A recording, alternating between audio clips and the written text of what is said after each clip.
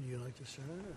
Well, let me welcome you, Mr. President, to Scotland, and fantastic to be here at Turnberry with you. Thank you so much for showing us around and having this opportunity to sit in this fantastic ballroom, which is absolutely incredible, and to start talking about some of the issues that are most pressing in your country, in my country, and in particular, we've had the opportunity to talk about the situation in Gaza and the intolerable situation, including images of starvation. And I think both of us know that we have to get to that ceasefire and we have to increase humanitarian aid in. And thank you for what you've already been doing, are doing, and are committed to, because without you, this would not be capable of resolution. And I think that if we can work not just on the pressing issues of the ceasefire, but also on this issue of getting humanitarian aid in at volume, at speed, and then we've discussed a plan for what then happens afterwards.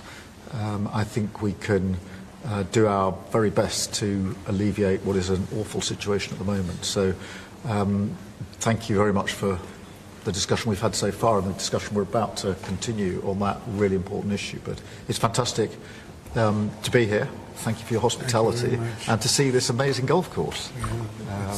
I'll invite you to a football ground at some stage and we can exchange sports.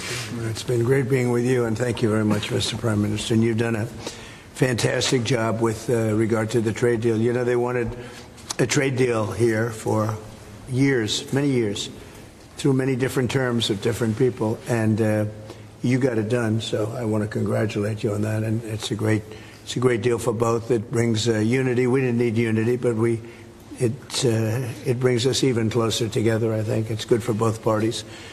We also discussed obviously Gaza, and I think before we get to phase 2, which is what's going to happen afterwards, we want to get the children fed. We made a contribution a week ago of $60 million, all going into food. We only hope the food goes to the people that need it, because so much, as you know, when you do something there, it gets taken by Hamas or somebody, but it gets taken. But and we're prepared to help. We want to help. It's a terrible situation. The whole thing is terrible. It's been bad for many years. But it's great to hear you feel the same way that I do. We have to help on a humanitarian basis before we do anything. We have to get the kids fed. So we've been sending in a lot of food. A lot of the food that's been going there has been sent by the United States.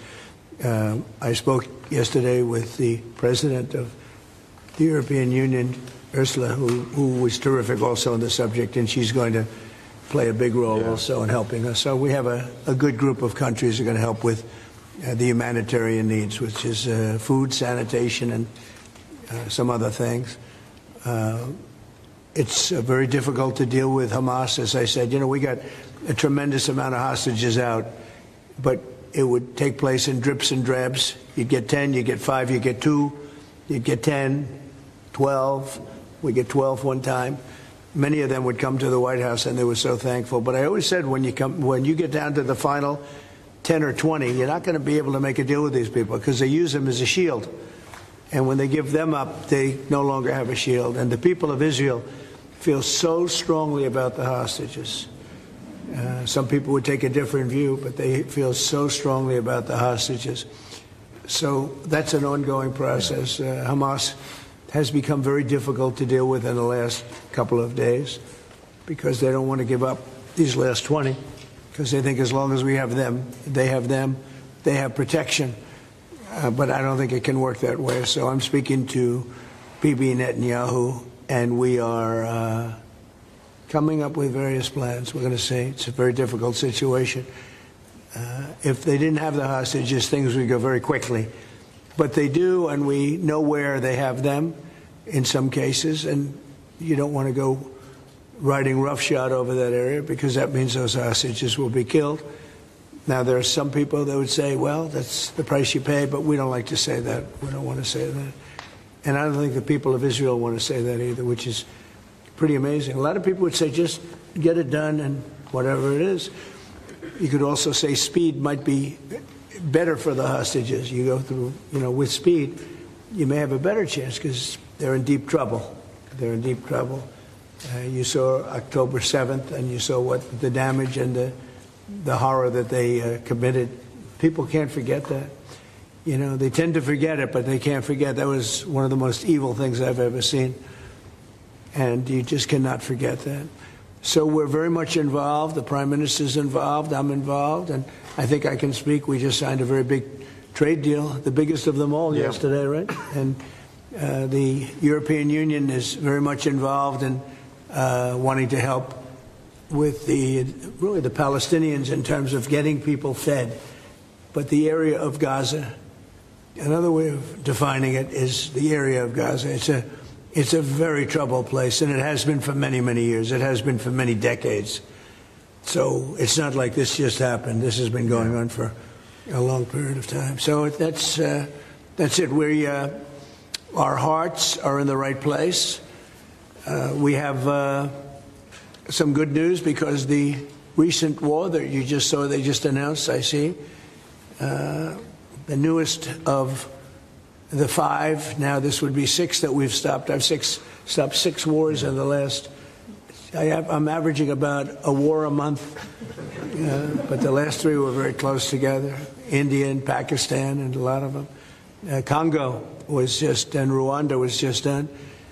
But you probably know, I won't go into it very much because I don't know the final numbers yet. I don't know.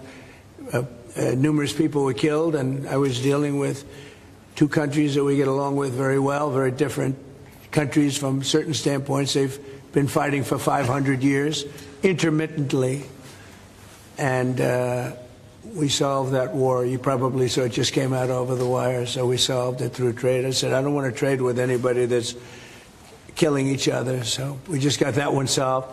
And I'm going to call the 2 prime ministers who I got along with very, very well and speak to them right after this meeting and congratulate them. But it was an honor to be involved, and that was going to be a very nasty war. Those wars have been very, very nasty.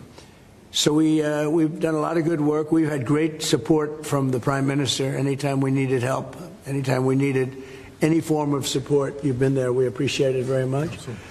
And we're going to continue onward. We do have to take care of the humanitarian needs on what they used to call the Gaza Strip. You don't hear that line too much anymore. You don't hear the Gaza Strip. But it is the Gaza Strip, and it's amazing that it's not being handled a little bit differently. We're going to set up food centers, and we're going to do it in conjunction with some very good people, and we're going to supply funds. And we just took in trillions of dollars. We've got a lot of money, and we're going to spend a little money on some food. And other nations are joining us. I know your nation's joining us, and we have all of the European nations joining us, and others also have called, and they want to be helpful. So we're going to set up food centers and where the people can walk in and no boundaries. We're not going to have fences, and they can't. They see the food from 30 you would say yards away, and they see the food. It's all there, but nobody's at it because they have fences set up that nobody can even get it. It's crazy what's going on over there. So we're going to work very closely together with your country, a great country. We also discussed inside that we are, there's a whole new thing happening with regard to energy from nuclear. Yeah. And the Prime Minister's looking at that very strongly, and I know you have Rolls-Royce nuclear plants. That sounds pretty good, right? I love that. What a great brand that is. But you're also doing the Rolls-Royce or the nuclear plants, the smaller plants. We're doing smaller and bigger, but the small is interesting. They do a small plant, very easy, very safe, and as they need more, they hook up another plant, and they have a series of plants instead of, doing the $20 billion plant. That gets tough for a lot of people to do. So we're just studying that. It sounds like you're very far progressed, but that's a great thing you're doing on nuclear. We opened up nuclear about 2 months ago, and it's now safe and very inexpensive. No, we see civil nuclear as a big part of the future as we go to sustainable, independent energy, and I think that between the 2 of us, we can work very much more closely on this, and we've agreed that that's our ambition, that's our aspiration, and this is going to be a big part of the future when it comes to energy. And you can see in the last few years, energy has been weaponised, prices have dictated both families and businesses across the United Kingdom, and therefore taking control of energy is a huge prize. So the more we can work together on this, the better. And small modular reactors are a very big part of the future here, and we've got great companies like Rolls-Royce involved in that. So I'm very much looking forward to working together with you, Mr. President. We'll do that. We'll do that. We're going up to your oil capital in a little while. We're going up to Aberdeen. That's called the oil capital of Europe, and that's a great asset that you have up there someday. If they ever change their thinking on that, you have a great and valuable asset. There's a lot of valuable resources underground there, but that's a decision for you to make. But it's a very amazing place, and it is considered the oil capital of Europe. So it's another option that you have. So we are doing really well as a country, and I think that the Prime Minister has been so supportive of us, and so strong and so respected, and I respect him much more today than I did before, because I just met his wife and family. He's got a perfect wife and family, and that's never easy to achieve, right? But I take no credit for that. But he's become a friend, and together we got a deal done that has not been able to be done. It was a deal that's very good for both parties. A really good deal for both of our countries, and very, very well received here in the United Kingdom. So thank you very much for having us. Thank you. Appreciate it. Any questions? Mr. President, on Russia, earlier you said that you were going to change the deadline from 50 days. Yeah. What is your new deadline? I'm going to make a new deadline of about 10 or 12 days from today. There's no reason in waiting. There's no reason in waiting. It's 50 days. I want to be generous, but we just don't see any progress being made. Mr.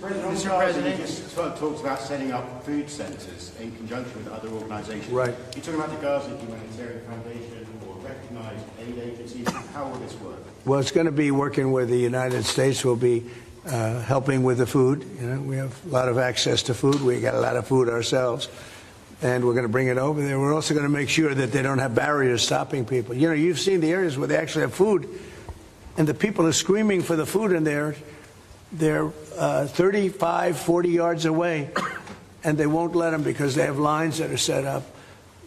And whether they're set up by Hamas or whoever, but they're very strict lines, so we have to get rid of those lines. But we're going to be getting some good, strong food. We can save a lot of people. I mean, some of those kids that's real starvation stuff. I see it.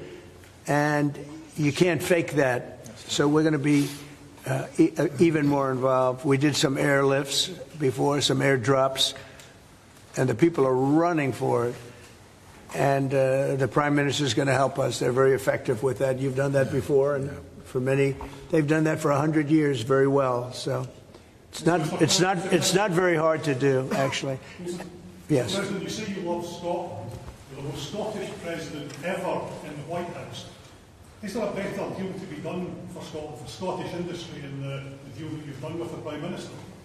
Whisky, for example. Well, I have great love for Scotland. You know, my mother loved Scotland, and she loved the Queen. I don't know, I might hurt myself by saying that the monarchists are going to like it, some other people, but she loved the Queen. Whenever the Queen was on television, she wanted to watch. And she would come back religiously. She'd come back to Scotland once a year with my sister Marion, primarily, and sometimes my sister Elizabeth also. But they love this part of the world. And, you know, we're talking about the Isle of Lewis. We're talking about serious Scotland. That's serious Scotland. There was no doubt about it. So, yeah, it gives me a feeling, you know, it's different. You go to another country, you have no relationship to it. You got to like maybe the head of the country or something. But it's different when your mother was born here, Stornoway, right in Stornoway, a beautiful little place. Is there a better deal to be done for Scotland, for whisky, for example? Because of your love of Scotland, is there a better trade deal to be done for Scottish businesses like whisky? Well, I assume when we do our trade deal overall, a lot of it comes to Scotland, I hope. Maybe all of it should go to It's a Scotland. very good deal for the whole United Kingdom, we've already achieved great things under the deal, and we'll achieve even more as we work together. A lot of it is going to Scotland. I mean, I do know that, but I mean, we're dealing with the UK, but a lot of it comes to Scotland. And you know, I was very particular. This is a part of the world I want to see thrive. It's going to thrive. Mr. President, back to Gaza. You talk about Hamas stealing food and stealing aid. What responsibility does Israel have for limiting aid to the region? And if I could ask a follow-up to the Prime Minister, what pressure can be put on Israel? Is that something that you and the United States could work on together? Israel has a lot of responsibility. They're hampered by the fact that you still have 20 hostages or so. And the people of Israel are very concerned about the 20 hostages. It's very interesting. You could say they could be more concerned about retribution than the 20 hostages, but they really want the 20 hostages to survive and live to make it. You know, many of the hostages came to my office in the Oval Office, and I was amazed by, I would ask them the question, was there any sign of love? Was there any sign of, when you were a hostage and you have all of these people from Hamas around you, sometimes hundreds, sometimes 10, sometimes 2, but you're a hostage and you're being stored in a pipe. It's not even really, you know, a cave, or it's a pipe, a little pipe. And some said they didn't think they were going to make it because they were losing air. There wasn't enough air, and they'd open up the pipe just in time, but they didn't do it on purpose. They just happened to open it. They got lucky. But I said, did they ever wink at you and say, like, don't worry, you're going to be okay? Did they ever give you some extra food, even if it was a piece of bread? Did they ever give you anything during that time? And some were there for 400 or 500 days now, right? It's a long time, a year and a half, more than that. And not one person said there was any love from anybody. You know, in other words, you have hundreds of people, and you see it in the movies where somebody's a prisoner and somebody's helping. You even see it with Germany, where people would be let into a house and live in an attic in secret. You know, you'd see signs of some. I said, did you see anything like, did they wink at you? Did they say, don't worry, you're going to be okay? I never received, I ask that question all the time. I've never received one answer that said, yeah, they really wanted to help. No, the hatred is just incredible. But certainly access to food issue. And what more can Israel do? Well, I think Israel can do a lot. I will say that Iran, I think, interjected themselves in this last negotiation. Can you imagine the beating they took? We wiped out their nuclear possibilities. They can start again. If they do, we'll wipe it out faster than you can wave your finger at it. We'll have to do that. We will do that gladly, openly and gladly. They've been saying, Iran's been sending out bad signals, I'll tell you. For a country that just got wiped out, they've been sending very bad signals, very nasty signals. And they shouldn't be doing that. They shouldn't be doing that. They were talking about things that they shouldn't be talking about. They were interviewed on a recent show, and the foreign minister saying things that he shouldn't be talking about, shouldn't be saying. And I think they got involved in this negotiation, telling Hamas and giving Hamas signals and orders, and that's not good. That's not good. I would say, look, we need to get the hostages out. They've been held for a very, very long time, and we must always start from there.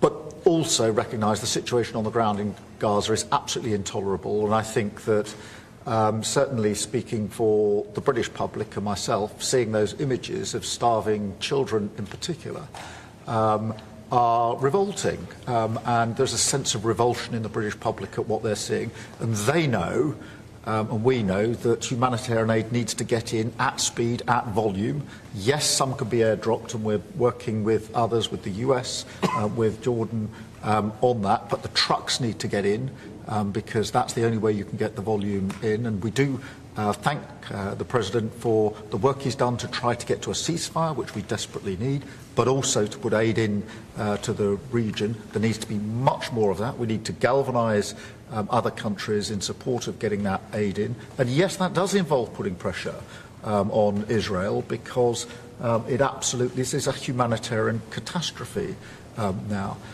We also need to look beyond that situation to what then happens in the event of a ceasefire, which is desperately needed.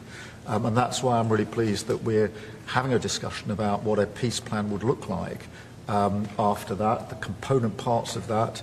And we have to be really clear at this point that Hamas can play absolutely no part in any future governance in Palestine, and and in Gaza. And it's really important that we're clear about what triggered this, who took the hostages, and calling out Hamas for what they are, which is a terrorist organisation. But I think today the focus has to be on getting that humanitarian aid in. Will the UK avoid your pharmaceutical tariffs, and will it happen before August the 1st? Well, we'll be announcing on pharmaceuticals sometime in the very near future. We have a very big plan on pharmaceuticals. We want to bring a lot of the pharmaceuticals back to America, where they should be. If you look at COVID, it sort of taught us a lesson. We were getting our pharmaceuticals from other countries. We almost didn't make any. We used to make them ourselves, and we're going to want to be making a lot of them ourselves, all of them in a sense. But you also have a good pharmaceutical business. We'll be dealing with you on pharmaceuticals also. And we certainly feel a lot better with your country working on pharmaceuticals for America than some of the other countries that were with the relationship we have. You would not use that as a cudgel. You wouldn't be using it as a block. But we're going to be announcing sometime very soon, I think, pharmaceuticals are our whole thing. And the companies know.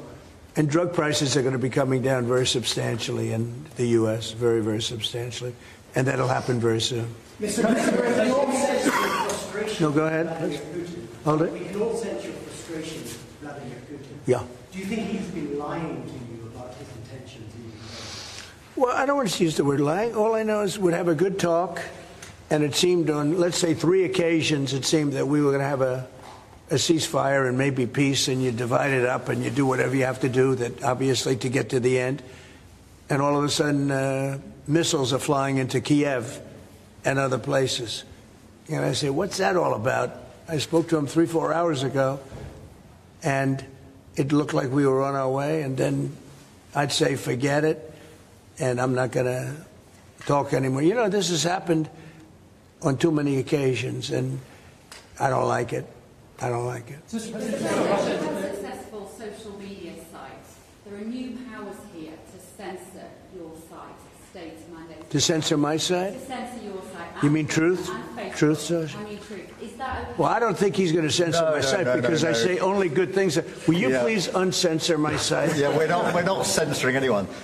We've got some measures which are there to protect children, in particular from sites like suicide sites. We've had too many cases in the United Kingdom of young children taking their own lives, and when you look through their social media, they've been accessing sites which talk about suicide and encouraging, if you like, children down that road, and that is what we want to stop. Nothing about censoring free speech, but this country is the proud free speech in this country has been for a very long time. We're very, very proud of it. We will protect it forever. But at the same time, I personally feel very strongly that we should protect our young teenagers, and that's what it usually is, from things like suicide sites. I don't see that as a free speech issue. I see that as a child protection issue. We actually passed a bill in Congress, headed up by my wife, actually, which was to pull bad stuff out having to do with children, because it is a problem. But I cannot imagine him censoring Truth Social. That's more of a very political, and it's been a very big success. Not going to happen. And I only say good things about him and his country, so if they censor me, you're making a mistake. I'm going to give my ambassador the job, make sure it's not censored. I had not heard that. You're a big investor in this area, Mr. President. Say it? You're a big investor in this area. To put it mildly. Like this ballroom. that we built from scratch. Do you worry, though, about the risk of increased taxes here? Will that stop investing? And do you have a message last night on the soccer to the English Lionesses who won the European Trophy? So I think that I have a theory that low taxes bring growth. We just passed a big tax cut bill, the biggest bill in the history of our country, actually. And one big, beautiful bill. I used to call it the great one big, beautiful. We took the word great out. But it's actually called the one big, beautiful bill. It's essentially a very large tax cut bill for everybody. And our country's pretty soon, I think I can say it right now, our country has never done better. We had a country that was dead. It was dead 6 months ago, a year ago. Leaders from NATO, we had a very successful meeting at NATO. Your prime minister was there. It was an unbelievable love fest with all of those countries. And they agreed to go 5% and all the things. Very smart to do.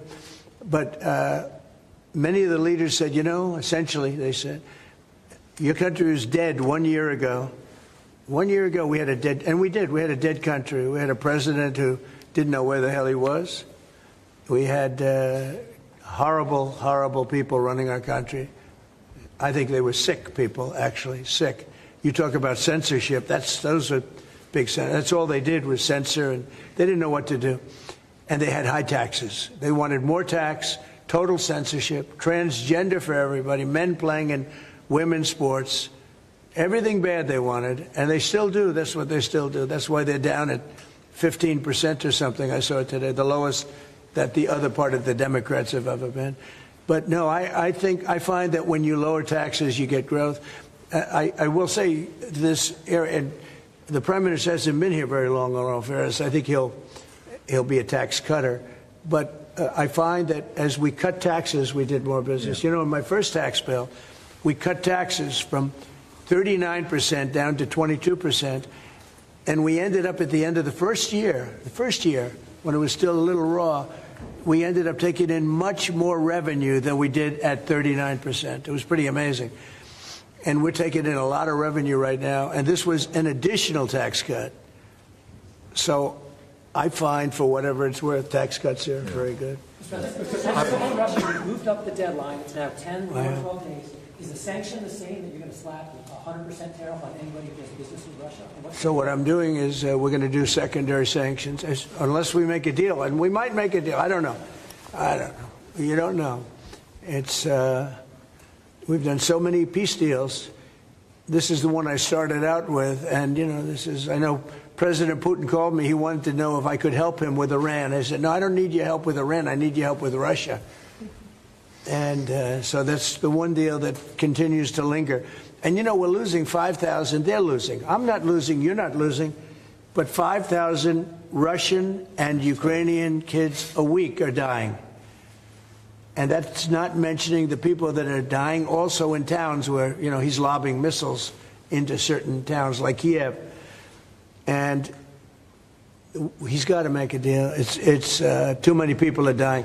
It's a really bloody war. And the 5 is now, they're really telling me that number is obsolete. It's like 7. That's terrible. So you have 7,000 Russian and Ukrainian soldiers dying every single week for no reason whatsoever. So you would think, based on common sense, you would think he'd want to make a deal. We'll find out. Have you had any other Ukrainian channels conversations with the Russians? Reiterating this? In what? Reiterating this new pressure and deadline. Yeah, we're going to have you're the press. I'm reiterating it to you. I'd say 10 to 12 days. I'll announce it probably tonight or tomorrow. But there's no reason to wait. If you know what the answer is going to be, why wait? And it would be sanctions and maybe tariffs, secondary tariffs. You know what a secondary tariff is. And look, the Russian economy, I don't want to do that to Russia. I love the Russian people. They're great people. I don't want to do that to Russia. But this thing, they're losing a lot of Russians. They've lost 1 million Russians. And that's the, sons. That's the sons and daughters of Russian families. They leave the house. They go, bye, Mom, bye, Dad, and then they get blown away. And Ukrainian, too. Look at Ukraine. It's a disaster what's happened there. but it continues to go on. As you know, we made a deal where the European Union is essentially involved, but it's NATO, and we're supplying weapons to NATO. NATO's now paying because the United States, because of Biden's in for $350 billion, the European nations are in for about $100 billion. Should be the opposite way, by the way, because we have a big ocean in between. Should be the opposite way. But I think that eventually something's going to happen. It should happen fast. So many people are dying. You know, when I settled out with Congo and Rwanda, they lost almost 8 million people. And it just made so much sense. And if I didn't get involved, they wouldn't have done it. They weren't even thinking about settling it. It was just going on forever. And nobody could go into those territories because they'd get killed. They'd get killed. And now they have I hear it's a whole different ballgame. We settled it.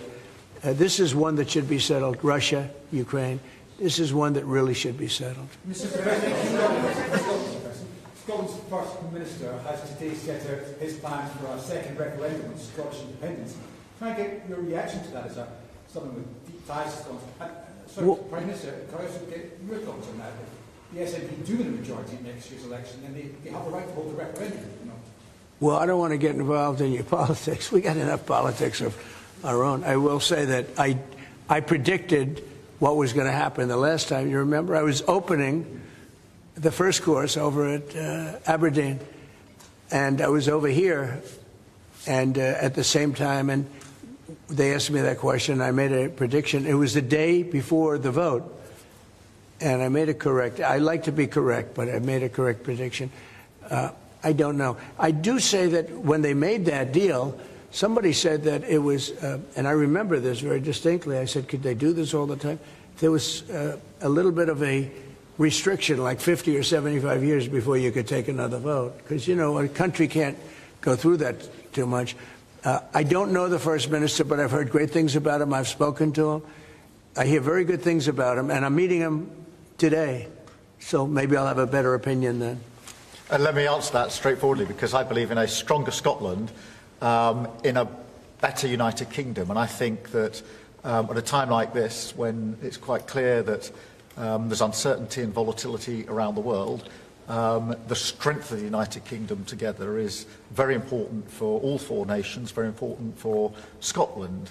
And that should be our priority, that should be our focus, not on the politics, which feels like the politics of yesteryear now, at a time like this. And I think that the First Minister should probably focus more on his delivery in Scotland than on his constitutional issues, and we might have a better health service in Scotland. But at a time like this, I think the United Kingdom is always stronger as four nations. I think that's better for all four nations. I think that's how Scotland is stronger. Look at the deal that we've been able to do with the United States, a really important deal that we made just months ago. That is what the United Kingdom can do when we act as a powerful set of four nations together, and there are very many other examples. Mr. President, you toured the Federal Reserve last week. And I did. Set to meet this week. Do you think your visit has inspired a potential rate cut, or how do you see things shaping out? Well, it's interesting. I did tour it. I toured the building. And if you looked at this building, if you came here like 14, 15 years ago, we've had it a long time. It's been an honor to have Turnberry. But I was on much more opulent walls, ceilings, floors. We had to do this. And we did a very great job. I mean, you see how beautiful it is inside. Everything was saved. Everything was preserved. We had ceilings that were in bad shape. They were falling down. You know, it's very old.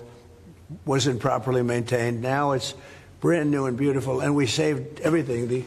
If you really think here, you took a look and you were sort of commenting the coloring. Now, this is a brand new building. But if you look outside, it's equally opulent and beautiful. And we didn't do that by spending hundreds of millions of dollars in surrounding a railing underneath an area that you're painting. I mean, I've never seen anything like it. Brand new, beautiful plywood, very expensive, wrapped around a figurine or a railing to preserve it. But you don't have to do that. You can just wrap a cloth, they call it a blanket, and you don't even have to do that if you're careful when you're doing the ceiling. But I don't know what they did. They'd take down a ceiling and put up a new ceiling, and the new ceiling had no opulence to it. Or they'd fix the ceiling. But I would say that all I need is a good plaster and a can of paint. And, they spent $3.9 billion. And I spent a lot of money, too, but it's I'd say 3.8 billion less, meaning I spent probably $100 million making this place incredible. And you were saying a lot of that was local trades. I used local trades. We were looking at the windows, I think, in the next room. I had local trades do a lot of this. We have the most opulent windows next door, and I had a choice. Do I take them out? And, they've suffered through 125 years of storms. You have very big storms in this area. When you have a storm, you have a storm. We do it properly. And they made it, barely, but they were in bad shape. So I had some local people come up, and we looked at them. You have some great craftsmen here, I think is what you're getting at. And they said, sir, honestly, they've had it. We can copy it and do it much better. And they did. If you take a look at the windows in the various dining rooms, they're magnificent. And they're new, and they're much better looking than what was there. Same exact look, other than a much higher quality. And they're local people. I used a lot of your local people. You have really great local tradesmen here, yes? But do you foresee a rate cut this week?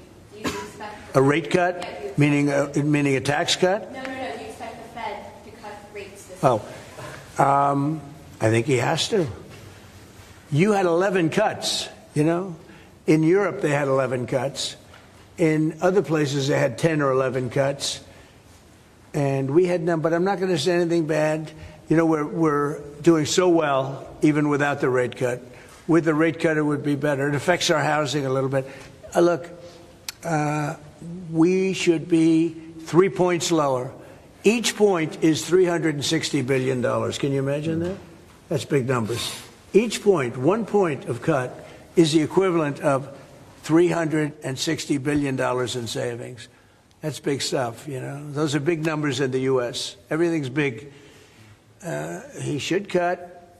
A smart person would cut. He leaves very soon, so it's like one of those things. But I'll miss him greatly. I'll miss him. Turnberry, if I may, have you or will you enlist the Prime Minister in your effort to bring the Open back to Turnberry? And Prime Minister, you described this beautiful course. Do you agree with the President that it's time to bring the Open back to Turnberry? Well, as you know, that's not a matter directly for me. That's for the sporting authorities. But look, I mean, it is the first time I've been here. It's absolutely magnificent, both inside and out, and looking at the courses itself and the building. It's incredible. But the decision on the Open is not a decision for me, as you'll understand. I should just pick up on the earlier question, because I, for one, will say congratulations to the Lionesses. Last night, our women's football team won the Euros, defended the Euros, I should say. It's a big story. Which was a really big success, and the mental and physical resilience that they showed was quite incredible. So it's a big deal. There's a lot of bunting out today and tomorrow to celebrate them bringing that cup home. Did you get the chance to do any planning for the upcoming state visit? And how is that going to work? Where would you stay? And anything about this? Well, I'm looking forward to it. It's never been done before, twice. We had our original at Buckingham Palace, and now I guess we're going to Windsor. And it's never been done. And I'm a big fan of King Charles. I've known him for quite a while. He's a great guy, a great person. He looks really well to me. He looks great. So we look forward to coming over. It's going to be. It was one of the most beautiful evenings I've ever seen. I hate to say it, but nobody does it like you people in terms of the pomp and ceremony. True. And I look forward to being here with the ambassador. Our ambassador is a very, very successful man who just wanted to do this. And I said, how are you going to be able to do that? And he's so committed to, the relationship between the countries. But he's a very great guy and a very, very successful man. So I very much thank you for doing this. No, thank you for the honors. Mr. President, will you go to London, or are you worried it's no longer welcome? About what? Will you visit London during the state visit? I will. I'm not a fan of your mayor. Why not? I think he's done a terrible job, the mayor of London. But the nasty person. I think he's done it. I think he's a friend of mine, actually. No, I think he's done a terrible job. But I would certainly visit London. Yeah. Would you recall? So MP Nigel Farage has asked Parliament to be recalled when the election. Well, I like Nigel. I mean, Nigel, as you know, is a friend of mine. Nigel's done very well. He's a friend of mine. And Kier's a friend of mine. Would you recall Parliament so that the President can talk to MPs? Well, Parliament's in recess at the time, but look, I do want to be clear. This is an unprecedented and very special state visit. This has never been done before, and there'll be many elements of it that have never been seen before. So this is going to be a historic occasion, and we're all very much looking forward to it. And I was very, very pleased to be able to put forward the invitation when we were at the White House earlier this year. So but this is not just a state visit. They're always incredible occasions, and this is an unprecedented second state visit. So you can imagine just how special that's going to be. The fact that it's never been done before, and that's because it's non-consecutive, and it's the only reason it could be, made it even more interesting, frankly. So it's going to be great. And being with Charles and Camilla and everybody, I've gotten to know because of 4 years and now 6 months. Gotten to know a lot of the family members. They're great people. They're really great people. And in that sense, I think that the UK is very lucky. You could have people that weren't great people. I don't know if I'd say that, but you could have people that weren't. But we're very lucky to have our royal family. Absolutely fantastic. So we really look forward to that. As far as Parliament, if he wants me to speak in Parliament, I'll do it. Okay? But it doesn't have to be then. It could be some other time. Maybe we should save it for another time. Well, we'll let the one visit speak for itself. But any time, if I could be helpful, I would certainly do it. Thank you. Mr. President, with the EU deal, alternatives are you considering to get the hostages out if there's no ceasefire? Well, there are a couple of alternatives. Some are pretty strong, but the most sensible alternative is talk and negotiation. But I said a long time ago, at a certain point, they're not going to be talking because they're going to lose their shield. The hostages are a shield for them. They did horrible things on October 7th, and the hostages are a shield. And I said, you're going to get down a number, and the number's going to be at a point where you're not going to be able to get them back unless you're going to be very energetic, or to put it a different way, unless you're going to be very ruthless and violent. It's a bad situation to be in, very bad. Mr. President, with the EU deal last night, you talked during the campaign about President Putin respecting you and not helping you have a relationship with him. Do you still feel that way, that he respects you, considering the conversations you've had that have been really nice? Yeah. I've always gotten along with President Putin. I have had a great relationship with him. And he went through the Russia hoax, too. I mean, it was, we used to talk about it. We used to say, it's too bad we really can't do anything between our country, because if we did, they'd say, it's, some. Look, I was tough on Putin because I was the one that closed up Nord Stream, and Biden came along and opened it up. I was very tough on Putin in one way, but we got along very well. And I never really thought this would happen. I thought we'd be able to negotiate something, and maybe that'll still happen, but it's very late down the process. So I'm disappointed. And the funny thing is that their economy isn't that big, and it's having a hard time right now, but it's a relatively small economy. A strong military, but strong economy. And it used to be a strong economy. Now it's not. He's going through a lot. Economically, it's not easy. But it's pretty small, compared to that magnificent size of that land. The land is massive. It's got, I guess, 9 time zones or something. It's a massive piece of land. Russia could be so rich. It could be so rich. It could be thriving like practically no other country. And they're holding that back because we can't. He wants to do trade deals with us. He talks about it all the time. He wanted to. And I envision that a lot of trade with Russia. They have a lot of valuable things. When you talk about rare earth, they have serious rare earth, right? They have just about every form you can have. So, Russia could be so rich right now. Instead, they spend all their money on war.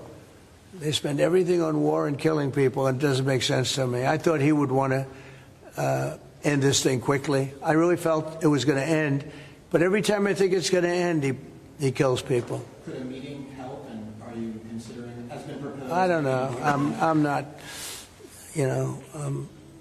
I'm not so interested in talking anymore. He talks, we have such nice conversations, such respectful and nice conversations, and then people die the following night with a missile going into a town and hitting, recently, I guess, the nursing home, but they hit other things. Whatever they hit, people die.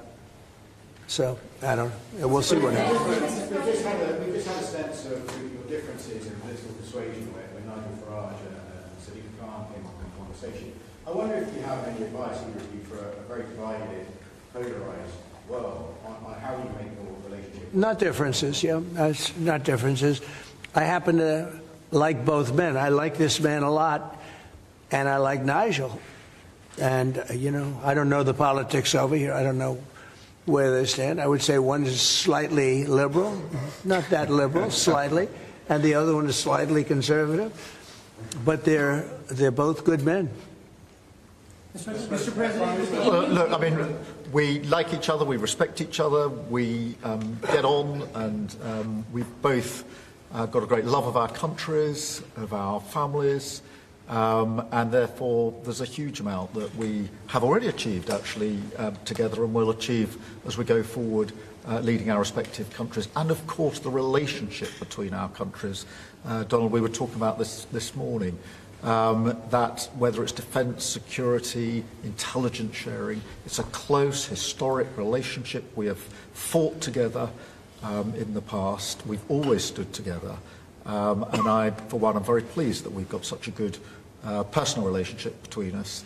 And I think it just shows that even if you come from different political perspectives, different backgrounds, actually there's a huge amount of common ground when it comes to what is in the best interests of our two great countries, and they are two great countries. And I think that because we focus on what's best for our countries, we get along very well, and I'm very pleased that that's the case. Mr. President. Well, I do know he wants to cut taxes as much as he can, and politics is pretty simple. It's I assume there's a thing going on between you and Nigel, and it's okay. It's two parties, but generally speaking, the one who cuts taxes the most, the one who gives you the lowest energy prices and the best kind of energy, the one that keeps you out of wars. He's kept you out of wars, but the one that keeps you out of wars. You have a few basics, and you can go back 1,000 years, 1,000,000 years, whoever does these things. But low taxes, keep us safe, keep us out of wars, no crime, stop the crime, and in your case, a big immigration component. Because I know that your attitude has become strong on immigration, strong on the toughness of immigration. But I think whoever's going to be, I think I won because we had a lousy president, to be honest with you. We had an incompetent president. But I won because I was very strong on immigration. Now, we had inflation. We had sort of a bad economy with this guy. We had a lot of problems. But I focused on immigration more than I did anything else. And I think I won because of immigration. I think I won because of the border. I had a bad border where millions of people were coming in to our country illegally. And as you know, in last month, 0 people came into our country illegally, 0. So we went from a bad, incompetently run border to the most competently run border that anybody's ever seen. Prime Minister, the President makes it look easy dealing with illegal migration. You must be envious of his record in such a short period. Well, I think we've been discussing illegal migration is a huge issue in both of our countries. In the United Kingdom, it is a real cause for concern, and that's why we must bear down on it. in all its aspects, upstream, across Europe, where a lot of ours comes into through northern France, across the Channel, working with our allies, with our colleagues to break the gangs that are actually running this trade, but equally being very strong that when people have arrived in this country who've got no right to be here, then we should be removing them to their own country. And that's why I'm really pleased that we've been able to focus on this very intensely and get 35,000 people out of the United Kingdom who had no right to be here, because the message has to be you can't make your way to the United Kingdom. We won't tolerate our rules being broken, and if you get here, you will be returned to where you came from. And it's really important that we bear down on that. We're such an attractive place for people to come if they want to make a life, because we are. People coming via the rules are always welcome. Of course, we've welcomed talent and people into this country for centuries, literally. But what the British people will not tolerate is those that break the rules, those that come through irregular routes, and that's the really important distinction here.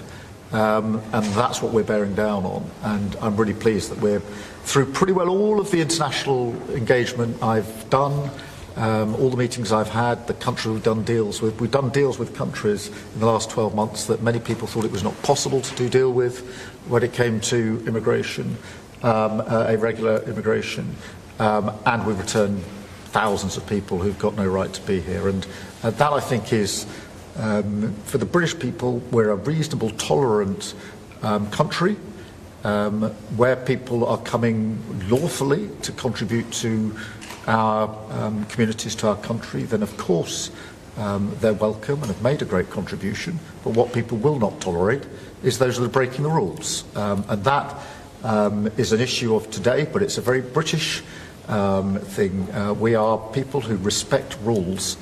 We don't approve of those that break rules.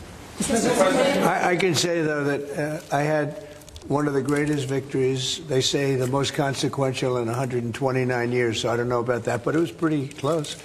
And we won all of the swing states, which never happens. We won the popular vote by millions of votes. We won, tremendous electoral college sweep. And I believe I did it more than anything else because of my strong stand on immigration.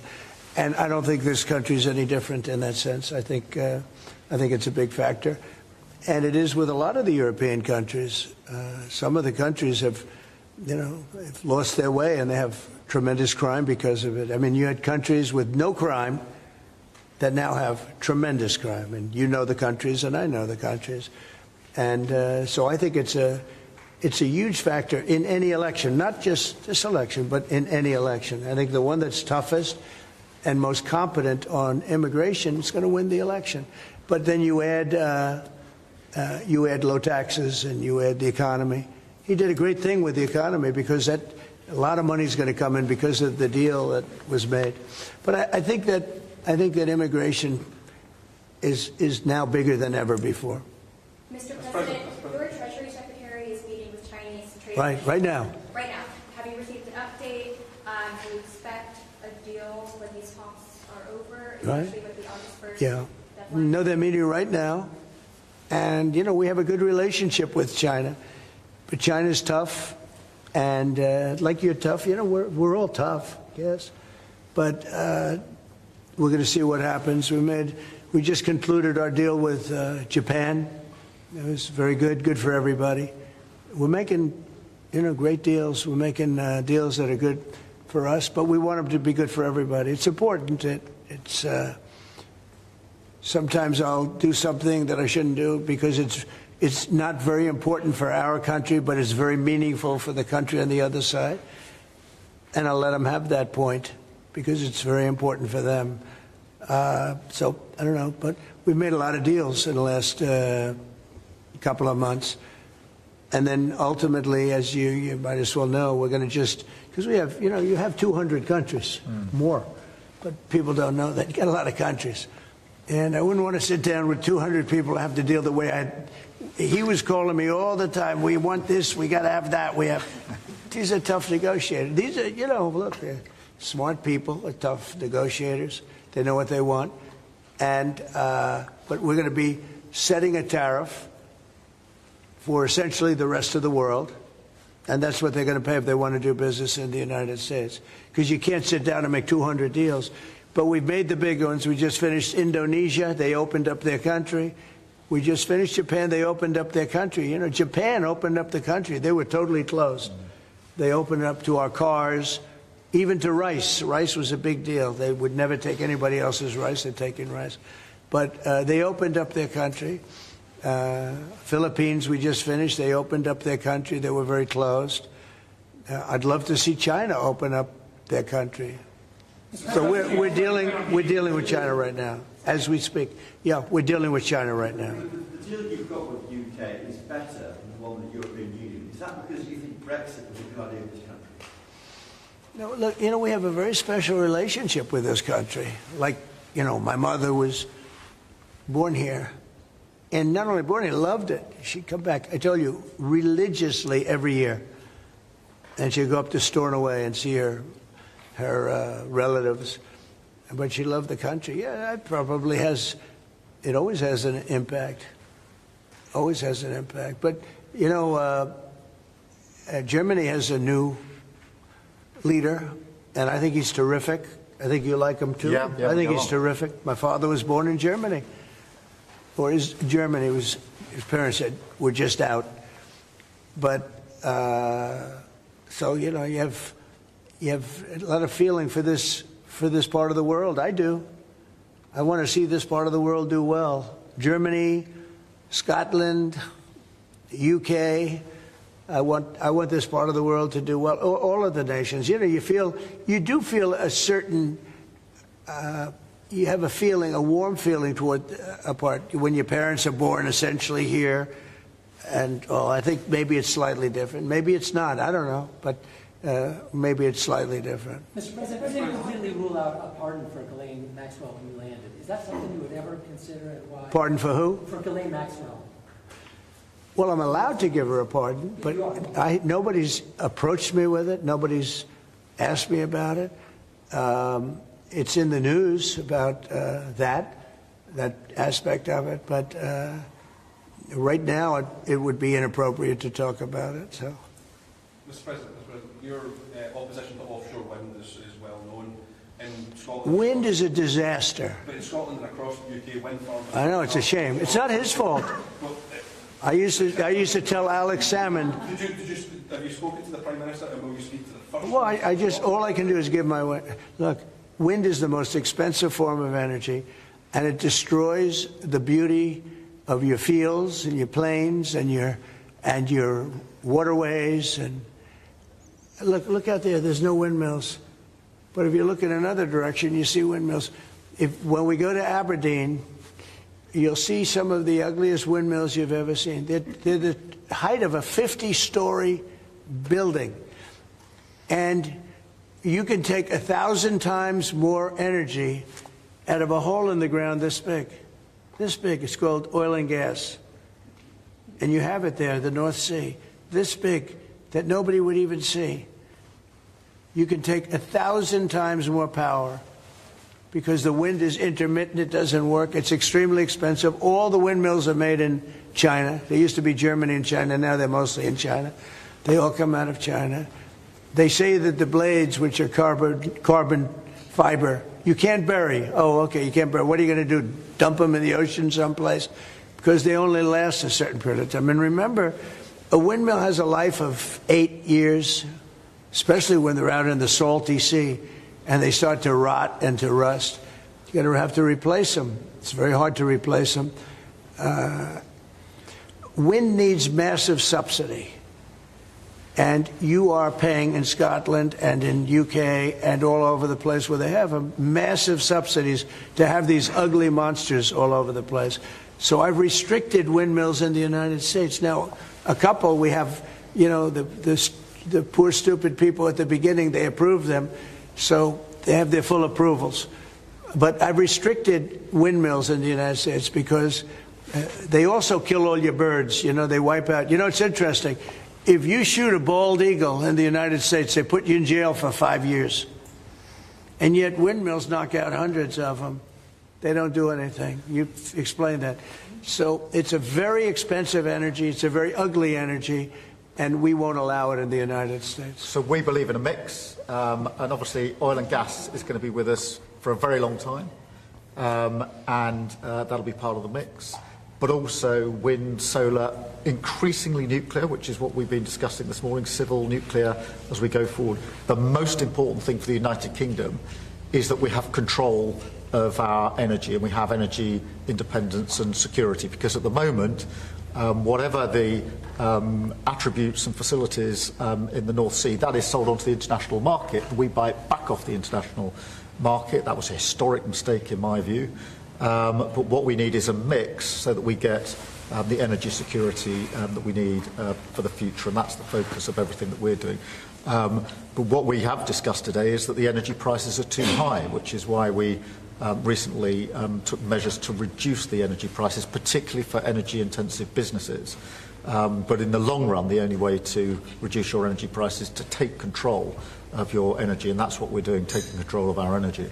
Mr. President, our King Charles, who you are a great friend of, is a big fan of eco-projects, windmills, as you call them. Is he wrong?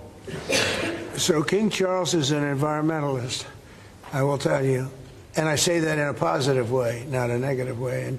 And every time I've met with him, he talked about the environment, how important it is. And I'm all for it. I think that's great, you know. King Charles, more than anything else, loves the country.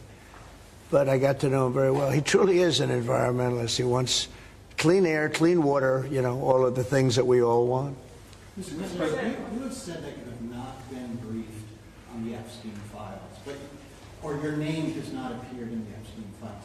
But doesn't the AG have to tell you if your name is... Well, I haven't been overly interested in it. You know, it's a hoax that's been built up way beyond proportion. I can say this, those files were run by the worst scum on earth.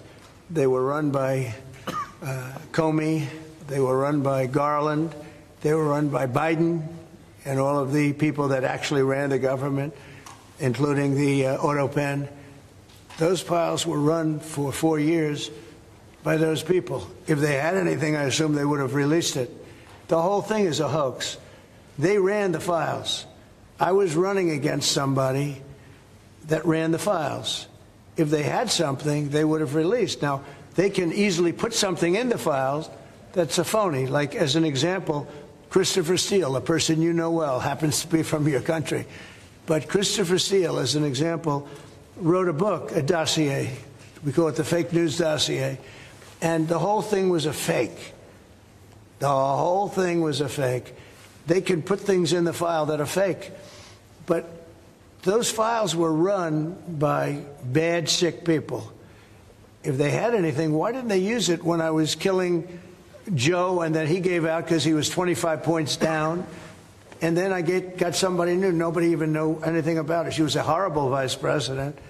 She was a border czar, but she never went to the border. She never once called a border patrol agent to find out how we're doing. But she was the border czar. Her name was Kamala. Nobody knows her last name. It was Harris. But nobody knew her last name. So I ended up, how would you like to end up in a race where you're killing somebody, you're beating him, and then they say, all right, we'll take him out. He's not working. Let's put somebody else. And then she had a 6-week honeymoon. It was amazing. They predicted she will have a 6-week honeymoon, and she did. And then she got slaughtered. But think of it. Those files were run by these people. They were run by my enemy. If there was anything in there, they would have used them for the election. Yeah. Do you think that drawing, I think I heard you say something the other day, that the drawing that was the subject of the Wall Street Journal report. I don't do drawings. I'm not a drawing person. Do you think it was fraudulent? I don't do drawings. Sometimes people say, would you draw a building? And I'll draw 4 lines and a little roof, you know, for a charity stuff. But I'm not a drawing person. I don't do drawings of women, that I can tell you. They say there's a drawing of a woman, and I don't do drawings of women. And also, you know, Epstein was always a very controversial guy. I was at a very high position, you know, pretty much all my life. In all fairness, I've been doing this for a long time. I had the top show on television. I had the #1 bestsellers. I had everything, right? And I was a very successful business guy. he was a very controversial. Who would do a controversial drawing? Now, with that being said, they say there were many letters done by many people, and in many big people, big successful people.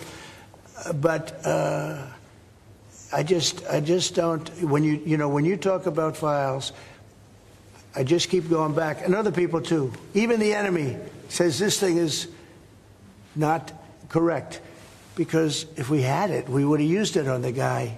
It's a bad issue. They say it's a good issue for Trump. Do you know that my poll numbers are up 4.5 points since this ridiculous Epstein stuff? My poll numbers have gone up 4.5 points because people don't buy it. Okay, people don't buy it.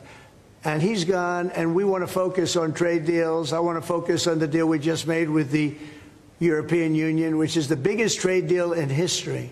It's the biggest deal, I think, in history, not just trade deal. So if they would have had something, they would have used it. And people keep writing stories about the time he threw him out of Mar-a-Lago. Can you settle that? What was it about? What caused the breach with him? That's such old history. Very easy to explain, but I don't want to waste your time by explaining it. But for years, I wouldn't talk to Jeffrey Epstein. I wouldn't talk because he did something that was inappropriate. He hired help. And I said, don't ever do that again. He stole people that worked for me. I said, don't ever do that again. He did it again.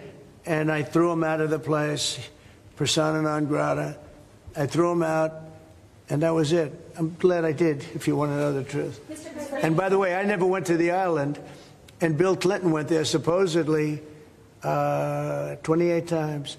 I never went to the island, but Larry Summers, I hear, went there. He was the head of Harvard. And many other people that are very big people. Nobody ever talks about them. I never had the privilege of going to his island, and I did turn it down, but a lot of people in Palm Beach were invited to his island. In one of my very good moments, I turned it down. I didn't want to go to his island. Yeah. Mr. President, on Gaza, next time you speak to Netanyahu, what will you ask him to do? Say it one louder. Next time you speak to Netanyahu, what will you ask him to do? Well, I'm going to say, look, we're giving money and we're giving food, but we're over here and we're over in the United States, and I think I can speak for the Prime Minister. We're giving money and things. He's got to sort of like run it. Well, I want them to make sure they get the food. I want to make sure they get the food, every ounce of food. I think you want the same absolutely. thing. It's an absolute food. Because that food isn't being delivered, Mr. President, or at least all of it. you said you were going to set essentially a tariff for the rest of the world. For the world. What percent will that tariff be? I would say it'll be somewhere in the 15 to 20% range. So maybe 15 or 20? Or? No, I said, I sort of know, but I just want to be nice. I would say in the range of 15 to 20%. Probably one of those two numbers. UK and steel aluminum makers here are worried about tariffs. Will you do anything to help here? Aluminum? You're a pretty big aluminum maker. Yeah, that's already covered in the deal that we've agreed. So we're just doing the implementation of that.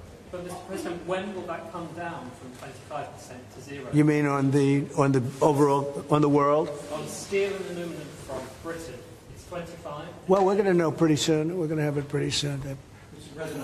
You have no idea that these people are tough negotiators, okay?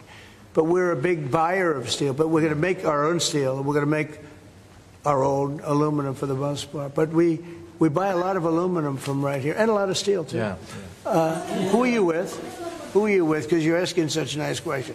GB News. That's from GB News. Very good. They're lucky. We have a lot of unhappy farmers in this country at the moment, and I'm sure the Prime Minister won't thank me for raising this. We've had changes to inheritance tax, which mean a lot of farmers feel they're going to lose their farms when they die of their fathers. How important are farmers to a country? You mean they're going to lose the farm because of estate taxes and things? So what I've done... Pay so much, they're cash poor, but they have great... I know. Well, they're cash poor. They're land rich and cash poor. A lot of people are... I've had that too. Sometimes I'm land rich and cash... Sometimes I'm cash rich and land poor. I like it both ways, but as I get older, I like the more conservative route. So I did something that I don't know if you can do, but it was great. I love our farmers. As you know, in our tax bill, we have a clause that's very important. We were losing a lot of farms to the banks because a loving mother and father would die and left their farm to their children, or their child, but their children, their family. And they loved their family, and they thought they were doing them a favor, but they had a 50% tax to pay. So the land would get valued, and at a high number, because some of the farms were valuable, but they didn't, they couldn't quantify it. And they'd go out and borrow money to pay the estate tax, or the death tax, as it's called, and they'd overextend, and they'd lose the farm. And they'd commit suicide in many cases. No. Our levels are nowhere near 50%. They're not. We've just introduced where it's paid over many years. Works out. Well, that's good. An extra 2% a year over 10 years. So it's not at those levels by any stretch of the imagination. But the other thing that we've done, as you know, is make sure that we've got a pathway for farmers that actually increases their year-on-year income, which is the most important thing. And in all of the deals that we do, we ensure that our farmers are the central focus for much of it, particularly on the agriculture, including in the US deal, because I don't think we can go on for years saying that it's acceptable for farmers to have a year-on-year income which isn't sufficient. We've got to fix that problem. We can't simply live with that problem, so it's a very different situation. Well, we ended the estate tax.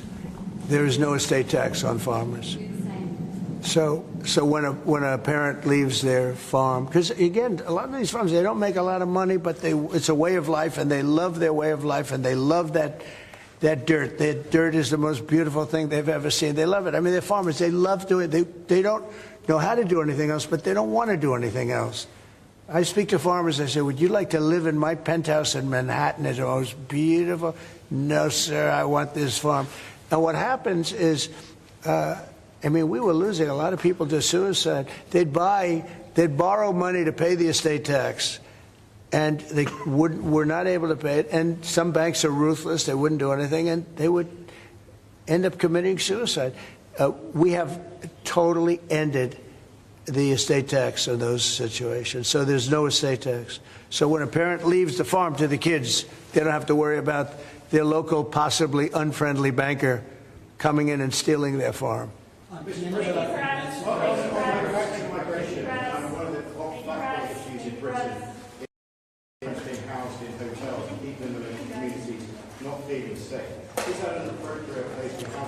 I don't like anything about it. They shouldn't be allowed in. Anybody illegally should not be allowed in the country. Thank you all very much. Thank you.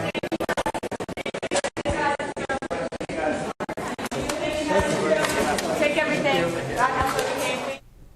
President Trump meeting with UK Prime Minister Kier Starmer at Turnberry, Scotland, at the president's beautiful resort there, a new ballroom that he'd like to replicate at the White House. As he said, we haven't had a president in real estate. But a very good morning to you stateside. I'm Robert McNeely. Always a joy to be with you on RSBN's live desk. Thank you to our sponsors on the right side of history, allfamilypharmacy.com/RSBN, a outstanding go-to when it comes to saving money and getting the life-saving medication that can protect you from bacterial and viral infections, especially when you're on your summer trips. Trust the medications you, quite frankly, need in your medicine cabinet in this day and age. With 2025, we've had a new COVID outbreak. We've had literal floods. We saw what happened in Texas, and that can affect your ability to get these life-saving medications. Ivermectin, antibiotics, hydrochloroquine, NAD+, it's methylene blue, also mebendazole, 200 essential medications, in fact. Also, emergency medical kits. 10% off your order now. Code RSBN10, that's RSBN10. And you can scan that QR code there. allfamilypharmacy.com/RSBN. The medications that you trust delivered right to your door. 24 hours after 10/12, you can order it right now. It will be at your door. No red tape, no insurance, no bureaucracy, just life-saving medication for you and yours. Thank you to allfamilypharmacy.com/RSBN and Tax Network USA, TNUSA.com/RSBN. Always relevant in case you missed that April 15th deadline. Do not despair. Do not worry. If you just started a business, in fact, and all those papers are just surrounding you, it's that last moment you have to get to because you're busy actually running the business. Well, give them a call today. Don't delay. It's 800-357-1415. Protect yourself from the IRS and settle those back taxes today, or even prepare for the next April 15th around the corner. TNUSA.com/RSBN. Again, 800-357-1415. The Patriots at Tax Network USA. Many of them have worked for the IRS. We know the last administration ramped up thousands of new agents, so make sure that those are all good to go so you don't find yourself in a bind. TNUSA.com/RSBN. Tax Network USA. And when you have a little bit of extra dough or reimbursement from the IRS as a result, why not trade and bet on the biggest questions in America and throughout the world? Kalshi.com/RSBN. Will President Trump offer a pardon this year? How about Elon Musk? Will he start that third party before the midterms? There's talk of him starting the American Party. We know there was some talk between President Trump and Prime Minister Starmer on UK politics, and President Trump lending his ear and offering some wisdom on all of that. He likes Kier. He likes Nigel Farage, also a friend of the network here at RSBN. But regardless of a little bit conservative, a little bit liberal, where will it all go? Trade on anything. Scan that QR code now. Kalshi.com/RSBN. We hope you had a great weekend, and thank you for joining us on this beautiful Monday morning. As you see the sun shining over Washington, D.C., the sun is also shining right here in the loveliest village on the plains. And President Trump will be going with UK Prime Minister Starmer from Turnberry, Scotland, over to Aberdeen, also a Trump-owned property, part of the Trump Triangle that you could find throughout Scotland and Ireland if you're a big golf fan, some of the most beautiful courses in the entire world. But later meeting with the Prime Minister of Scotland as well. They did not sit down before, but I guess this will be the first meeting between President Trump and the First Minister of Scotland, and that will be an interesting meeting. So there's interesting discussion in UK politics right now. And Prime Minister Starmer touched on that. It's 4 different countries. Of course, you have England, Wales, Scotland, where they were, and then the Northern Ireland. And that makes up the United Kingdom of Great Britain and Northern Ireland. And we know for centuries now, separatist movements or freedom movements, independence movements, as recently as Brexit taking place in that great country. But what does it mean geopolitically? To dive into the comments of the Prime Minister and of President Trump. The UK has, since Scotland really is the northernmost point of the entire United Kingdom, many of their bases and naval operations, of course, right at the top in the northern Atlantic. Those waters get patrolled by not only the United States, the United Kingdom, but also China, also Russia as well.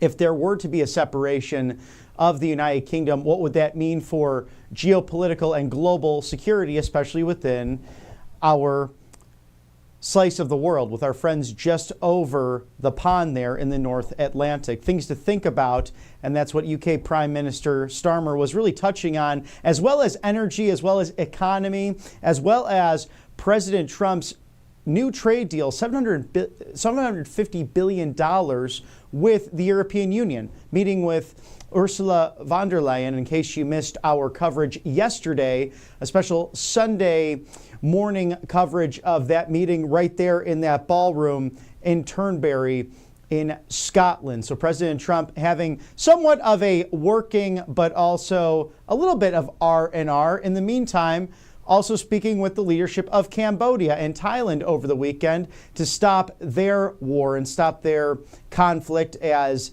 Japan, Thailand, the Philippines just last week coming off of big trade deals with the United States after visiting President Trump at the White House. So lots going on, and President Trump touching on, again, the Russia-Ukraine conflict and the fact that 1 million Russians have perished as a result of this, both military and civilian. And then President Trump spoke right to the issue, the elephant in the room. He does not want to put those tariffs or sanctions specifically on the Russian people. They are good people.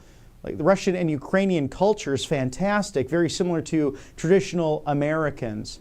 And he mentioned that the leader, Vladimir Putin, does not go on his word. He's not keeping it when he'll talk peace with President Trump and then just hours later will hit nursing homes, will hit collateral damage, will strike again in Ukraine.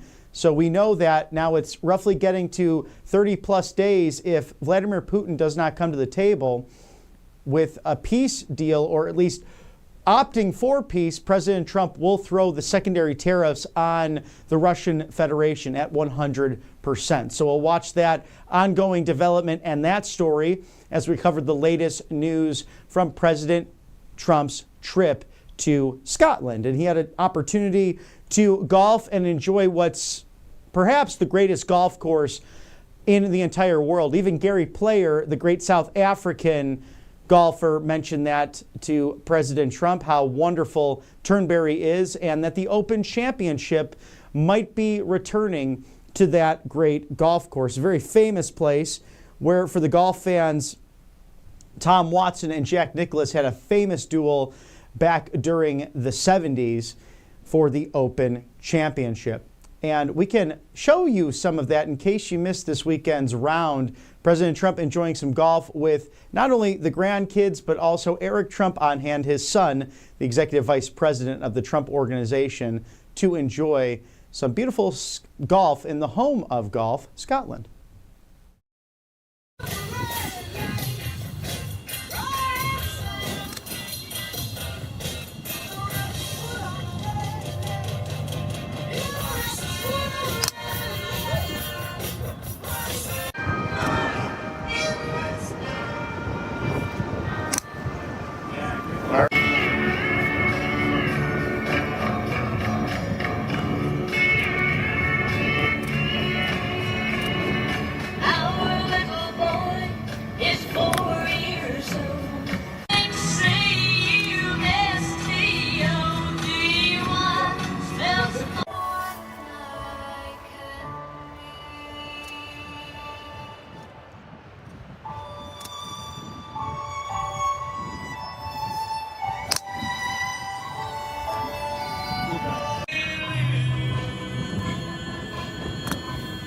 Oh, good shot.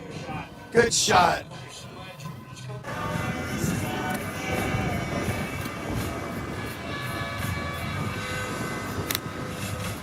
Great ball. Look at that comeback.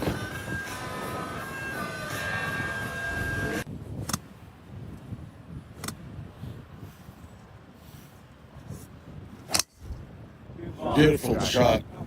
Thank you.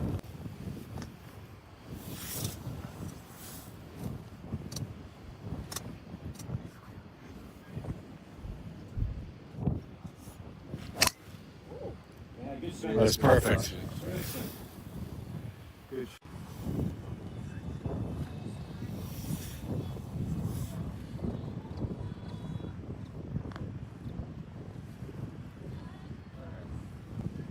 Nice putt.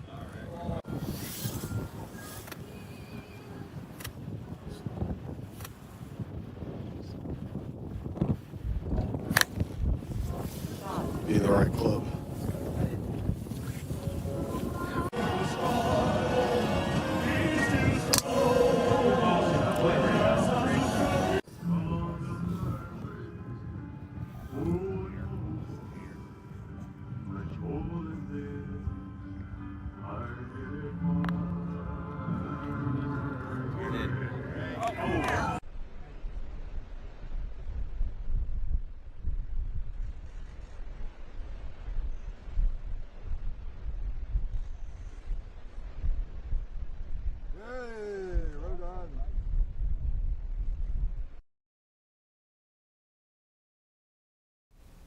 And I love they blast the tunes right behind him when he's playing on the golf course. A great swing.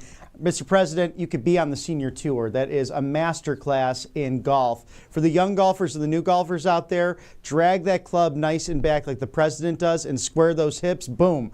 And you'll be doing very well. Now, putting and the chipping, the bump and run, you saw that wind, how intense that can be, and why the UK Prime Minister, Kier Starmer, is for that wind energy, but talking about nuclear, also big, beautiful coal and drill, baby, drill, definitely needed. As President Trump mentioned, I'm tired of these windmills. You can get 5 years in prison for shooting a bald eagle, but then those bird killers, those windmills that you might see in the crossroads of Indiana, oh, it's an ugly sight to see on our farms. But thank God President Trump putting an end to that with energy policy. Now, thank you to some of our new sponsors here at Right Side Broadcasting Network. PDS Debt. This is huge. Break free from debt. PDSdebt.com/RSBN. Get your free assessment because the system, it's broken. It's against you. And if you're buried in debt, that's exactly where they want you to be.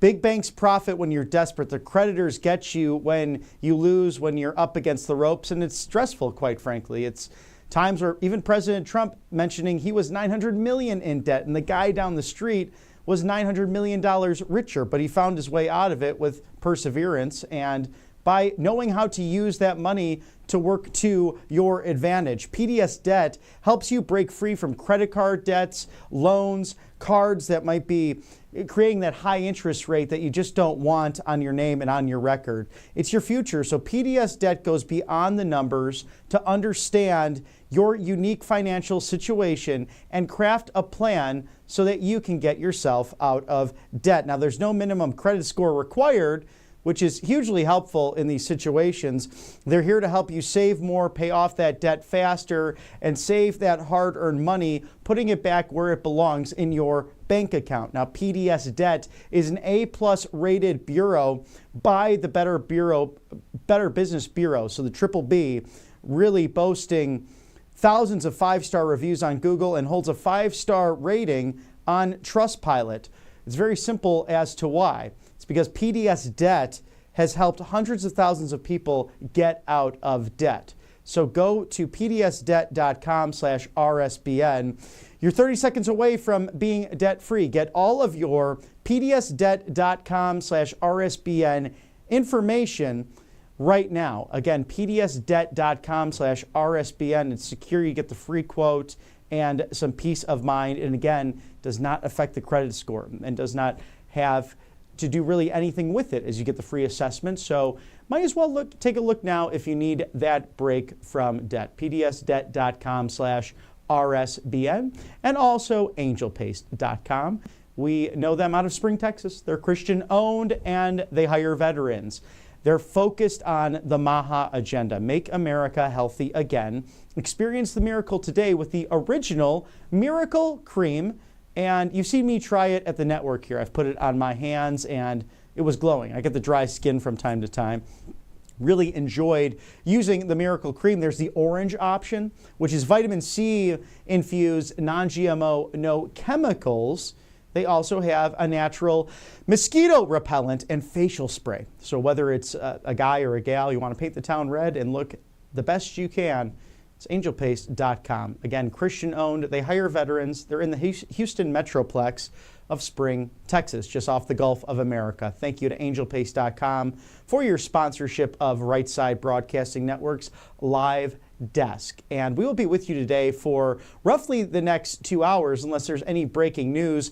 President Trump is in Scotland. He is meeting with United Kingdom Prime Minister Kier Starmer. If you watched in the first hour, we went right to that, where the Right Honorable Prime Minister and the Honorable President Donald Trump sitting down in the new ballroom at Turnberry and talking weather, talking energy, talking trade deals, the storms that hit that part of the country, and the replacements, actually using local talent to put the new windows and install that to keep the heritage of that beautiful club that now is President Trump's property. And it's great that it is, because he's a fan of history, he's a fan of golf, and actually, if you're watching on Friday, as well as Air Force One touchdown in Glasgow, Scotland, apparently Sean Connery, the late great actor, friends with President Trump, helped him to secure some of these properties, known as Turnberry and Aberdeen, and they'll be heading to Aberdeen relatively soon for late lunch, early supper meetings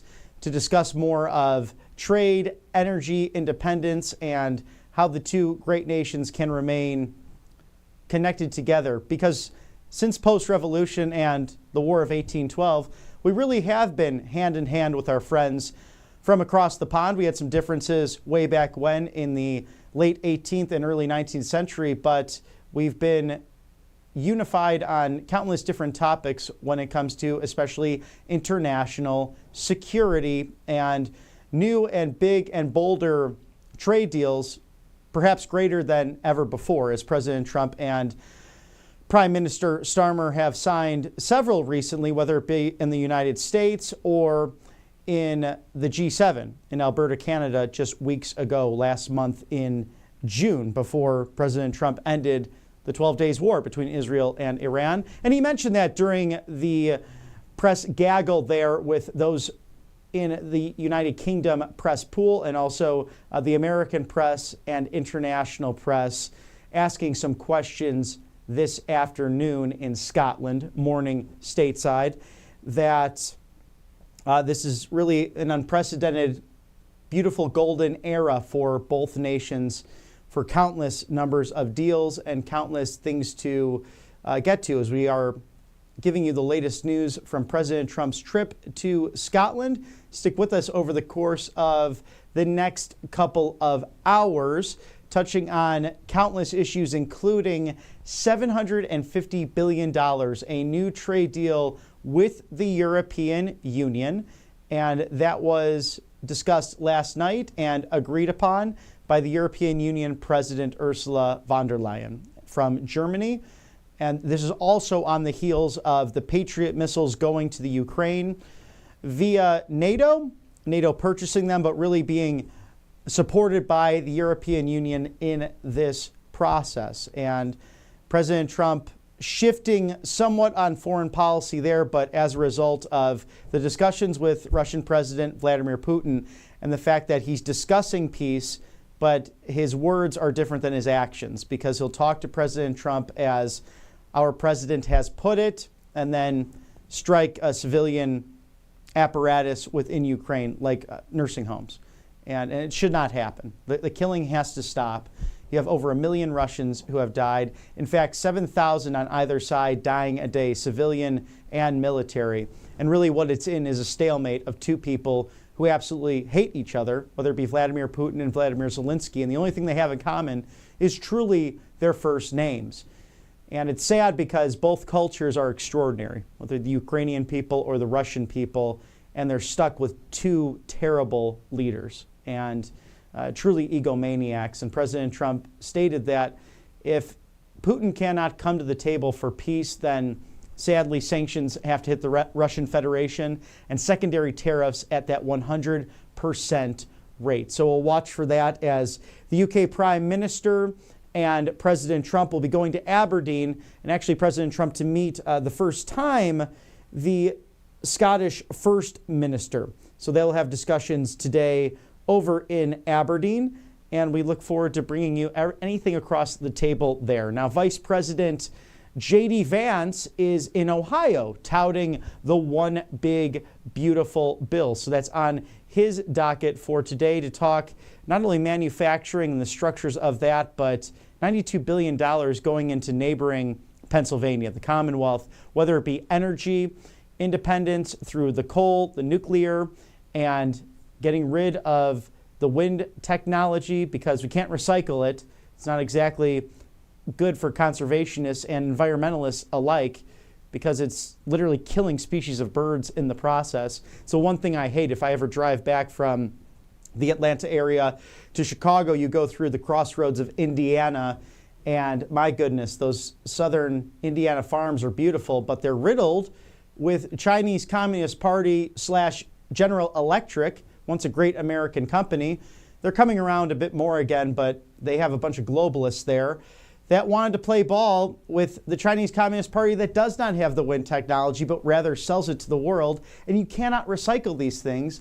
On top of that, they're killing species of birds as they're migrating. And it sounds almost silly and ridiculous, but you could look at the bottom of them. There's a bunch of dead birds lying there. They're bird graveyards. And President Trump has been speaking on this very issue since 2019.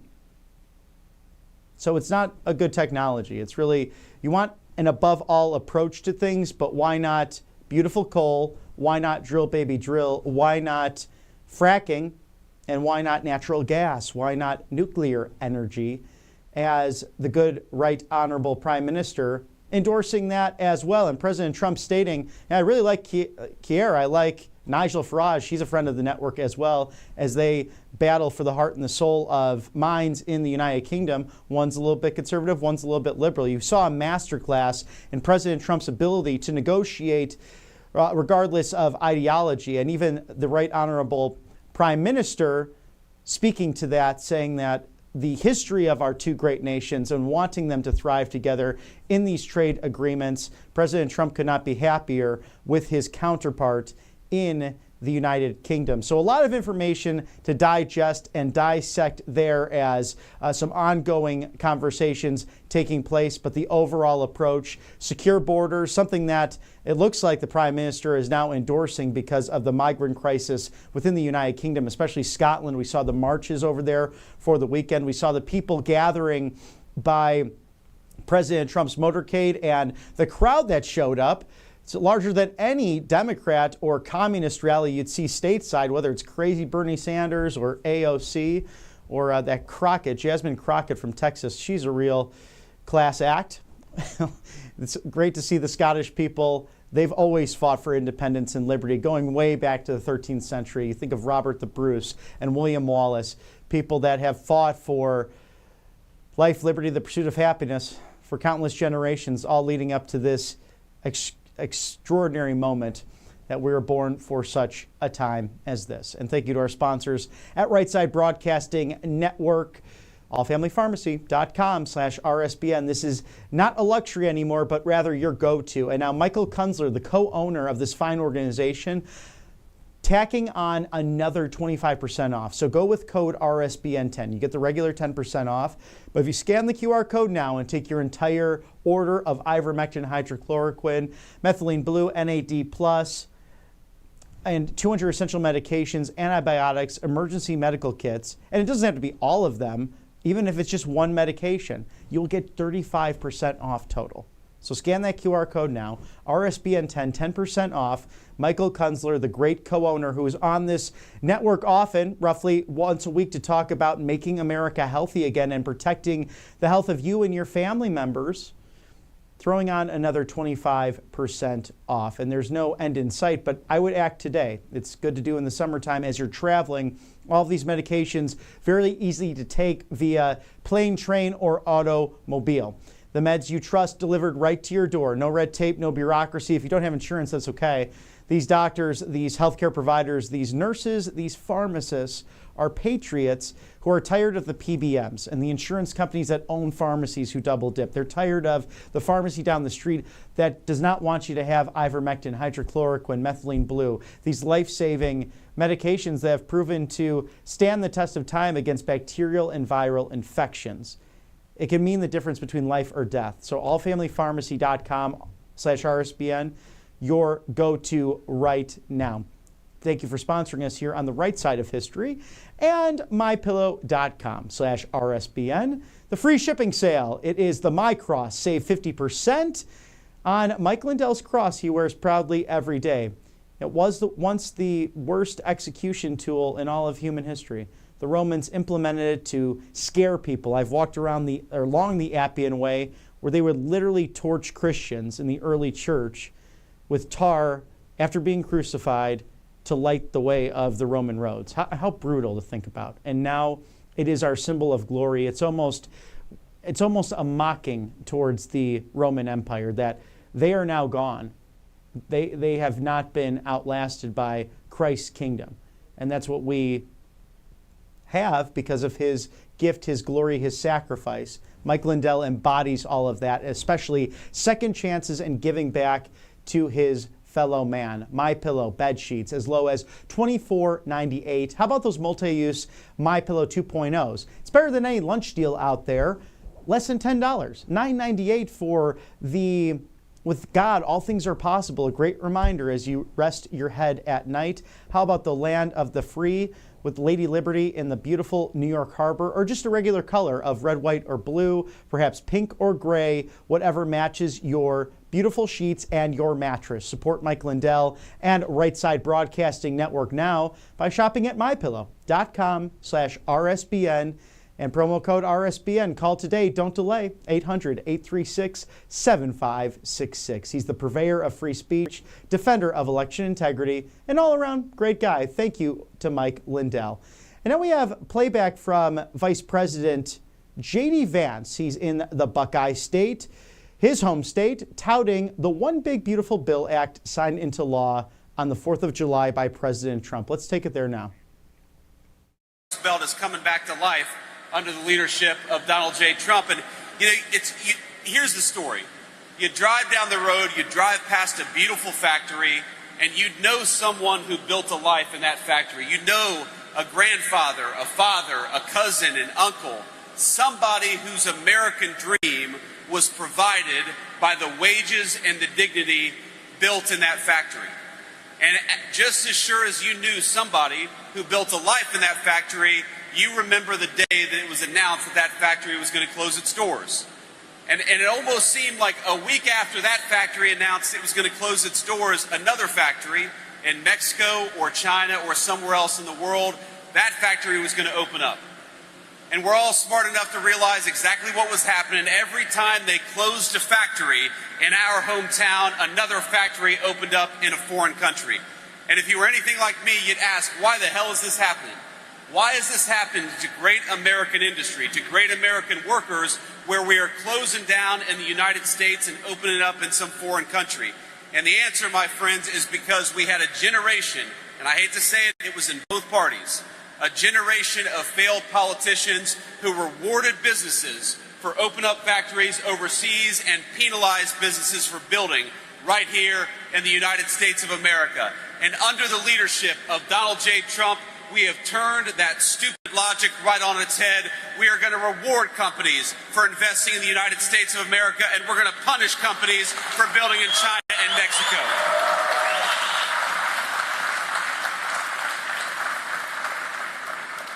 And you hear a lot of talk about the one big beautiful bill. I want to talk about the one big beautiful bill, but I want to talk first about the one big beautiful agenda. Because it didn't start with a piece of legislation that was passed by Congress a couple of weeks ago. It started when Donald J. Trump took office and said, you know, if you want to build something in Mexico or China or some other foreign country and dump it into the United States of America, you are going to pay a big fat penalty. You're going to pay a tariff before you dump these products into our country. And you know what that did? That put the entire world on notice that America was back. And if you wanted to build and invest in America, you were going to be rewarded. But if you wanted to build and invest somewhere else, you were not going to be rewarded. And that put the entire world on notice. And it had to happen. Because for 40 years, while those great American factories closed their doors, we know what went right along with them. It was great American jobs, it was great American dignity, and it was great American wages. And we know that because we're making smarter decisions in Washington, D.C., we are going to reward all of you for the great work that you're doing, and we're going to reward American companies for investing in American workers, not foreign workers, for a change.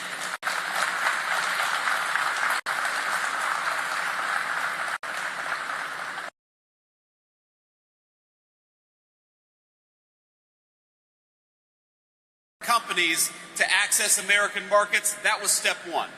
Step one was to tell every foreign company that if you want to access to American markets, you ought to build in America, otherwise you're going to pay a big fat tariff. That was step number one. And step number two was just a couple of weeks ago, where you saw the President of the United States sign the One Big Beautiful Bill. And here's what the One Big Beautiful Bill means for you in very concrete terms. Number one, we're going to see take-home pay go up in the United States of America, in this district, probably $7,000, $8,000 per family over the next 3 to 4 years. We're going to see your taxes cut.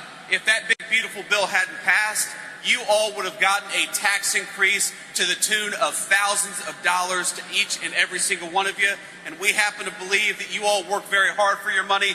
You ought to keep it, not the federal government. Ain't that right?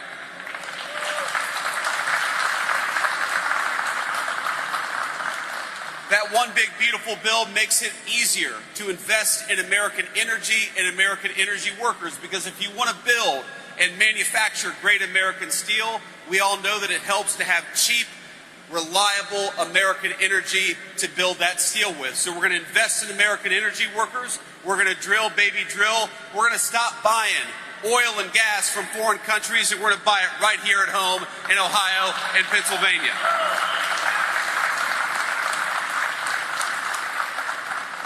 And for all the workers, it means a few very distinct things. We're going to cut taxes on overtime. You know what it means? 25% of Ohio workers work at least one overtime shift a year. Raise your hand if you've worked an overtime shift in the past year. That's a lot of you.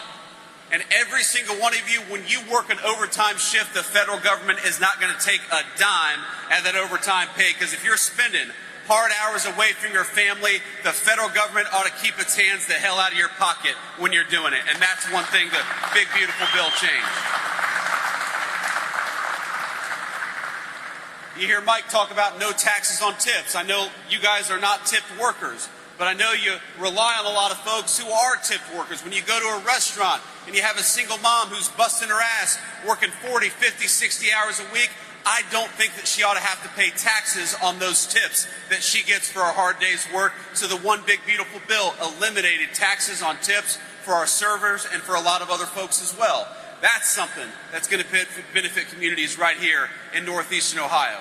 And the final thing I want to talk about is, if you are building a great American facility, if you're expanding a great American manufacturing facility, we are going to reward you in the tax code. This sounds crazy. I almost didn't believe it myself, but did you know that if you built a great American factory 10 years ago, you would actually get penalized compared to if you built that great factory in China or somewhere else? So why don't we change the tax code? And that's exactly what we did, to where if you build or expand a great American factory, the federal government is going to reward you instead of penalize you for a change. I think that's the biggest provision in the big, beautiful bill. Invest in American workers, invest in American companies, and your government is going to fight right alongside you to build those great American dreams. That's a very good thing.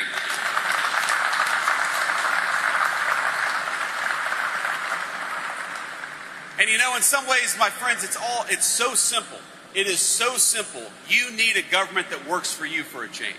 You need a government that makes it easier for your employers and for yourselves to invest and build wealth right here in the United States of America. You need a government that makes your life easier and not harder, and that's what the Trump administration is committed to doing every single day. So I'm going to talk one more thing about the big, beautiful bill, because even though it doesn't touch on manufacturing, it doesn't touch on this beautiful steel mill that we're sitting in right now, it does matter to each and every one of you, and that is border security.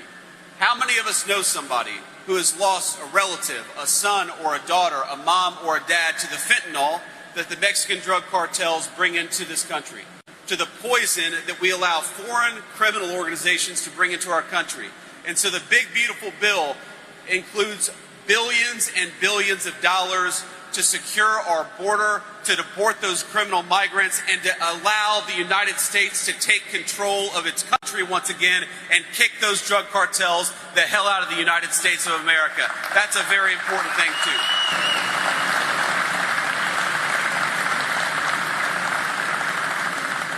So all this is in the one big, beautiful bill, and I want to thank a few elected officials for helping make that big, beautiful bill possible. I believe that we have Congressman Max Miller in the House. Max, where are you?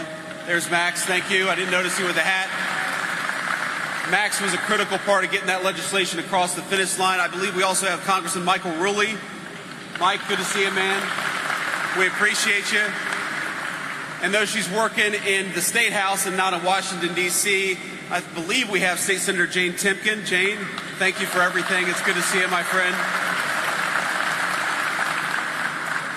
But I got one thing I got to say, which is, you know who we don't have in the House right now? We do not have Congresswoman Amelia Sykes. Even though we're right on the border, I believe, of Amelia's and Michael's district, Amelia Sykes is not here today. And you know why she's not here today? Because she's not celebrating no taxes on tips. She's not celebrating no taxes on overtime. She's not celebrating the highest rising take-home pay in 60 years because she fought us every step of the way on the big, beautiful bill. She fought to raise your taxes. She fought to prevent that overtime tax drop. She fought to continue taxes on tips. And look, I understand Democrats and Republicans, we disagree on issues. We don't always agree on everything. I'm not going to criticize Amelia for not agreeing with us on every issue. But Amelia, why not work hard with us to make the legislation better? If you disagreed with it, the Oval Office is always open to anybody, Democrat or Republican, who wants to cut a deal on behalf of the American people. So I say this to Amelia Sykes, the next piece of legislation that comes along, why don't you work hard for the people in this room, and we'll work right alongside with you.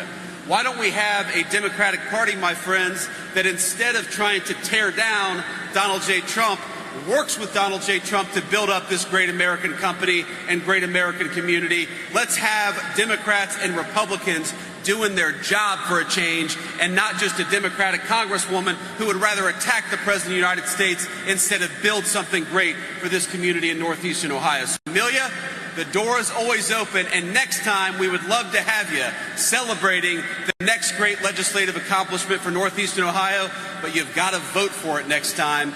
We'll work with you every step of the way if you're willing to make that happen. So, let me say one final thing, and then I'll take some questions from reporters. My grandfather, the man who raised me, was a steel mill worker. And when I talk about factories closing down, that is very much the story of the town that I grew up in southwestern Ohio. The steel mill that employed my grandfather at one time employed 10,000 great American steel workers, and it's one of the lucky ones, just like great Metallis here, and it's still in operation but doesn't employ nearly as many people. I want the story of this country to be building great things. I want the story of this country, whether you're a college-educated worker or a non-college-educated worker, I want you to be able to have a dignified job in your community.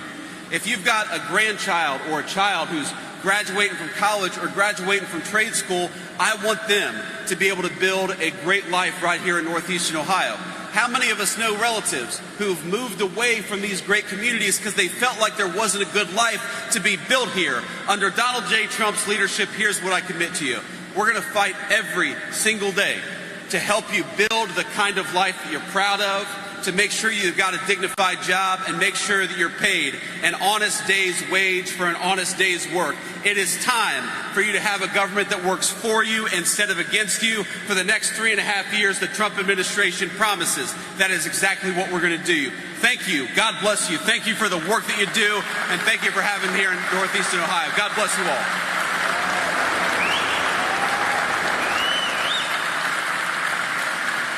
Thank you. All right, we'll take a few questions from the reporters, and then I've got a tour to get to, so it's hard. I've got a bright light. I can't see you, but if you've got a question, just shout it out. Henry Gomez, NBC News. Hey, Henry. How's it going? Mr. Vice President, you've talked in the past about there needing to be baseline provisions for people in need when it comes to health care. How concerned are you that this act could rip holes in state budgets, including this one across the country, with regard to Medicaid funding? And secondly, if you'd allow me another question, how concerned is the administration about the starvation and malnutrition reports coming out of Gaza? Yeah. So Henry, on the first question, look, we are very confident that the way we structure the big, beautiful bill is that a lot of what people are saying, that you're going to somehow see reduced health care outcomes, I don't believe that's going to happen for a second. We actually are increasing funding to rural hospitals. We're increasing funding to needy people. What we're not doing is we're not allowing illegal immigrants to collect the American people's Medicaid benefits, because it's going to bankrupt that program, it's going to bankrupt rural hospitals, and it's going to make it impossible for people in need to get the health care that they need. If you want to protect Medicaid, and President Trump certainly wants to, then the best way to protect Medicaid is to ensure only the needy get access to Medicaid, not people who don't even have the legal right to be in our country to begin with. So I think it's interesting that you have Democrats who are saying we want to take health care away from people. The only people we want to take health care away from are illegal immigrants because we don't want them in our country to begin with. We want them to go back to their country of origin. It's really that simple.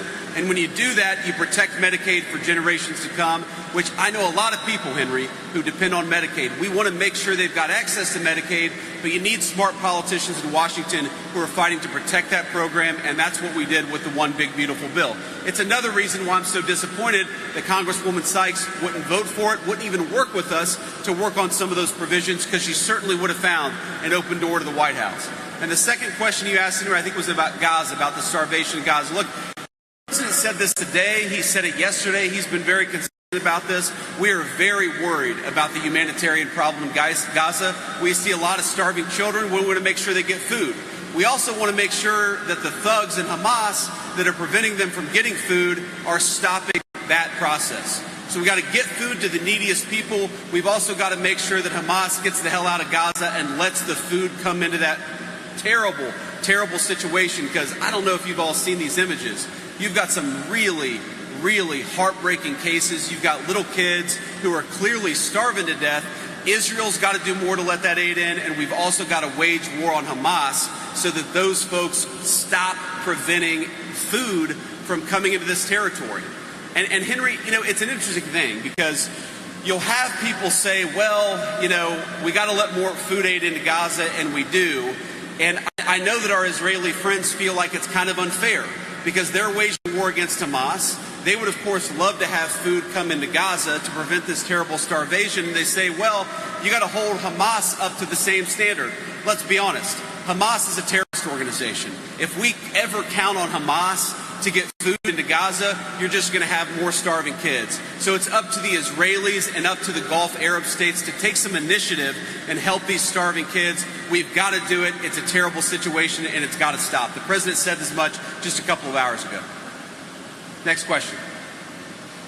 Hi, Haley B. Miller, Cincinnati Enquirer. Have you seen footage in Cincinnati of a recent street fight, and what concerns do you have about that, given that that's your home city? You said a street fight in Cincinnati? I have not seen this. Sorry, give me a little more background, Haley. I'm not sure about this. There was a group of people who attacked a couple folks on the street in Cincinnati. Senator Bernie Moreno, some others have spoken out about it, have been critical of it. Okay, yes. So what I saw, and I haven't seen the full context, but what I saw is a mob of lawless thugs beating up on an innocent person, and it's disgusting. And I hope every single one of those people who engage in violence is prosecuted to the full extent of the law. And they will be. They will be, so long as law enforcement in the state of Ohio takes their job seriously. I know Dave Yost cares a lot about these things. But yeah, I actually, you're right. Bernie did send me a clip of this, and we talked a little bit about it. I don't know the full context. I don't know how the fight started. But the one part that I saw that was really gruesome is you had a grown man who sucker punched a middle-aged woman. And where I come from, at least, when you have a grown man who sucker punches a middle-aged woman, that person ought to go to jail for a very long time. And frankly, he's lucky there weren't some better people around, because they would have handled it themselves. But if they're not going to handle it, the cops in Cincinnati, the law enforcement, you've got to prosecute people. We've had way too much lawlessness on the streets of great American cities. How many of you all have wanted to go to downtown Akron or downtown Canton or downtown Columbus for a meal, but you're worried because the local authorities in these big cities have allowed lawlessness to run wild? We have got to make great American cities safe again for families and children. If you want to take your wife or your children out for a meal, you shouldn't be worried about street violence. And the only way to destroy that street violence is to take the thugs who engage in that violence and throw their asses in prison.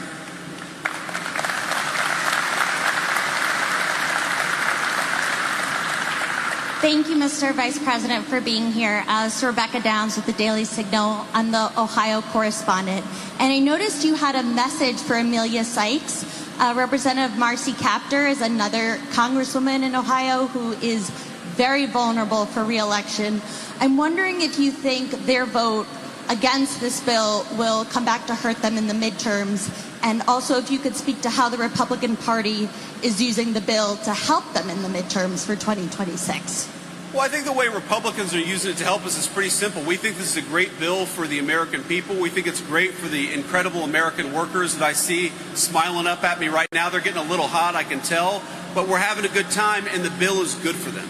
And so it's going to help us, because when you help people, when you give people a tax cut, when you lower taxes on overtime, I believe the people will reward you with their votes. That's what it's all about. If you go to Washington, you make some promises and you keep those promises, that's how you earn people's trust, that's how you earn people's vote, and that's what I think is going to benefit the Republican Party, because we made those promises. We said we're going to cut taxes on tips. We said we're going to cut taxes on overtime. We said we were going to penalize foreign nations and foreign corporations for taking advantage of American workers, and that's exactly what President Trump has done, and I hope that people will reward us for it. But yeah, anybody who voted against it, I think they ought to pay a penalty, because they voted against all those great things for the people of Akron and the people of northeastern Ohio.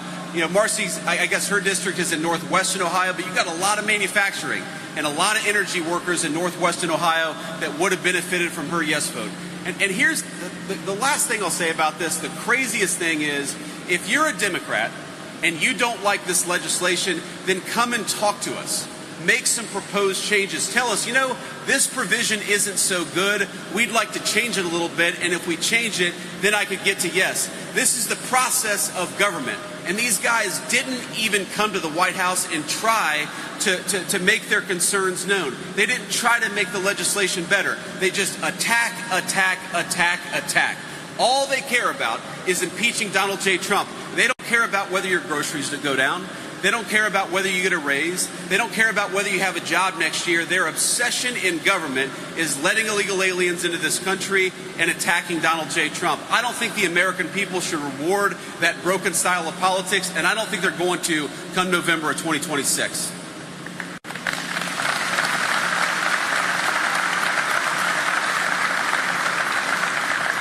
Hi, Mr. Vice President. Julie Carr-Smythe from the Associated Press. I guess I'm going to be that person. There are some protesters outside accusing the GOP of protecting pedophiles, and we're wondering what you think are the reasons the U.S. government should shield the client list of Epstein from the public, and what you have to say about any relevance to that here today. Well, let me say just a couple of things. First of all, the president has been very clear. We're not shielding anything. The president has directed the Attorney General to release all credible information, and frankly, to go and find additional credible information related to the Jeffrey Epstein case. He's been incredibly transparent about that stuff, but some of that stuff takes time. You've got to assemble that stuff. You've got to compile that stuff. You've got to redact some victims' names so that you protect the victims. But the president has been very clear. He wants full transparency. He's asked that from the Attorney General, and I know, because I talk to her all the time, the Attorney General is hard at work on that issue right now. But I think I got to make an observation that there's an interesting thing about this case that the American media seems to totally ignore. For 4 years, under Joe Biden's Department of Justice, the media didn't give a damn about the Epstein files or about the Epstein case. For literally 20 years, the story about this scumbag, and he is a scumbag pedophile, Jeffrey Epstein, he's dead now, but for 20 years, you had Obama and George W. Bush's Department of Justice go easy on this guy. They didn't fully investigate the case. They didn't show any curiosity about the case, and now Donald J. Trump is asking his Department of Justice to show full transparency, and somehow that's a criticism of Donald J. Trump and not Barack Obama and George W. Bush. If you want to criticize the people who aren't showing full transparency, you ought to go after the administrations that went easy on Jeffrey Epstein, the administrations that concealed this case for 20 years, and the administrations that failed to show full transparency. Donald J. Trump, I'm telling you, he's got nothing to hide. His administration has got nothing to hide, and that's why he's been an advocate for full transparency in this case. He's going to keep on being an advocate for full transparency, but while we're focused on that case, Donald J. Trump is also worried about making sure these great workers get more take-home pay and better jobs, and that's the focus of the administration. Thank you.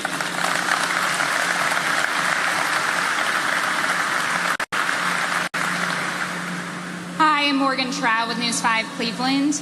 You talked a little bit about protecting Medicaid. There are hundreds of thousands of Ohioans that are at risk right now of losing access to Medicaid despite really wanting to work, but they can't. What do you say to those hundreds of thousands of Ohioans that say they will have no health insurance? Well, what I'd say to those Ohioans is, one, don't believe every false media report that you've heard, because our explicit goal in the Trump administration is to protect people's health care so long as they're working hard, playing by the rules. We don't want you to be unable to afford a doctor's visit, and that is what we have tried to accomplish in this legislation. Now, there have been a lot of lies out there. And if, for example, you're an able-bodied person and you're searching for work, you still got access to Medicaid. If you're a single mom and you need access to that health care to make sure your kids can go see a doctor, you're still going to have access to that Medicaid. Who's not going to have access to that Medicaid is people who are in the United States illegally and people who refuse to even look for a job. Now, I don't know about you all, but while all these folks here are working hard, paying their taxes, doing everything they can to bust their rear ends to give their kids a better life, I don't think that we should reward people who aren't even searching for a job.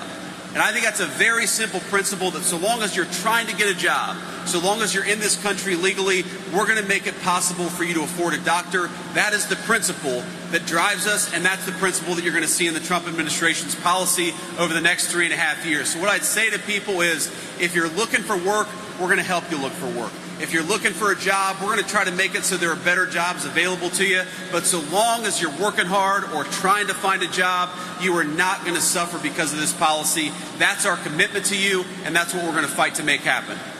Thank you. And we'll do one more question here. Just one more. Thank you, Mr. Vice President. I'm Jeff Gorman with Hudson, Ohio Today. You talked about the next major piece of legislation. Since the One Big Beautiful Bill covered so much ground, what are some of the other legislative goals that the Trump administration has? Well, there are a lot of things that we want to work on, Jeff, and I appreciate your question. Number one, housing costs are way too high in this country. If you look over the 4 years of the Biden administration to the moment that Donald J. Trump took office, you had housing costs go up almost 100%. Housing nearly doubled. We've got a lot of great young American families who can't afford a home because housing went up so much under the Biden administration. Now, I'm proud of the fact that according to Zillow, under the Trump administration, housing has gone up 0.4% over the past 6 months. So we're making a lot of progress, but I think there's a lot more that we can do. We're, of course, going to keep on working on the health care question. The president really cares about this deeply. Why is it that European nations pay way less for prescription drugs than we do in the United States of America? They're basically free riders off the generosity of the Americans in this room. I think it's crazy that Americans pay so much for prescription drugs while a lot of our allies pay a huge discount. We're going to work on that issue too over the next 1.5 years. So there's a lot to do. There's a good news, bad news. The bad news is Joe Biden left us with a ton of a mess to clean up. The good news is there's a lot of opportunity to solve the American people's problems. The president is committed to doing that over the next 1.5 years and then the years beyond that as well. Thank you, Jeff. And let me just say, before we get to our tour, let me offer one final thought here, and it's that you guys, you hear the president say, "Make America Great Again." You are the people who make America great again. You bust your ass every single day. You build a great American product. I was talking to Mike and some of the senior staff just before I got out here, and they told me about this new furnace you're building that is going to build, or be part, it's going to build the components that go into 155 millimeter artillery shells. So you all, by taking your craft seriously, by working hard, by doing a diligent job, you're going to make it so that the people who keep us safe have the weapons necessary to make our country safe and to save their own lives in the process. That's an amazing thing. That's an amazing legacy for you to take home to your children and be proud of. I hope that you are as proud of the work you do as I am of you, and I'm proud to be here today. God bless you guys. Keep at it. Love you.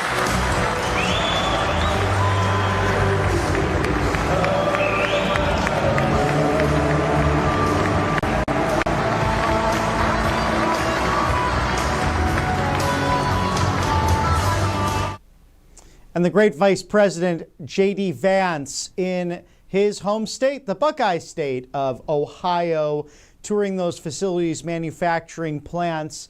that are truly making America great again. And out of all of the extraordinary points he made there, dealing with legacy media, the fact that this country is so generous, giving $60 million worth of aid in Gaza, he is correct to say it's now Israel, it's now the Palestinians, it's surrounding Muslim and Arab countries who need to help in that aid.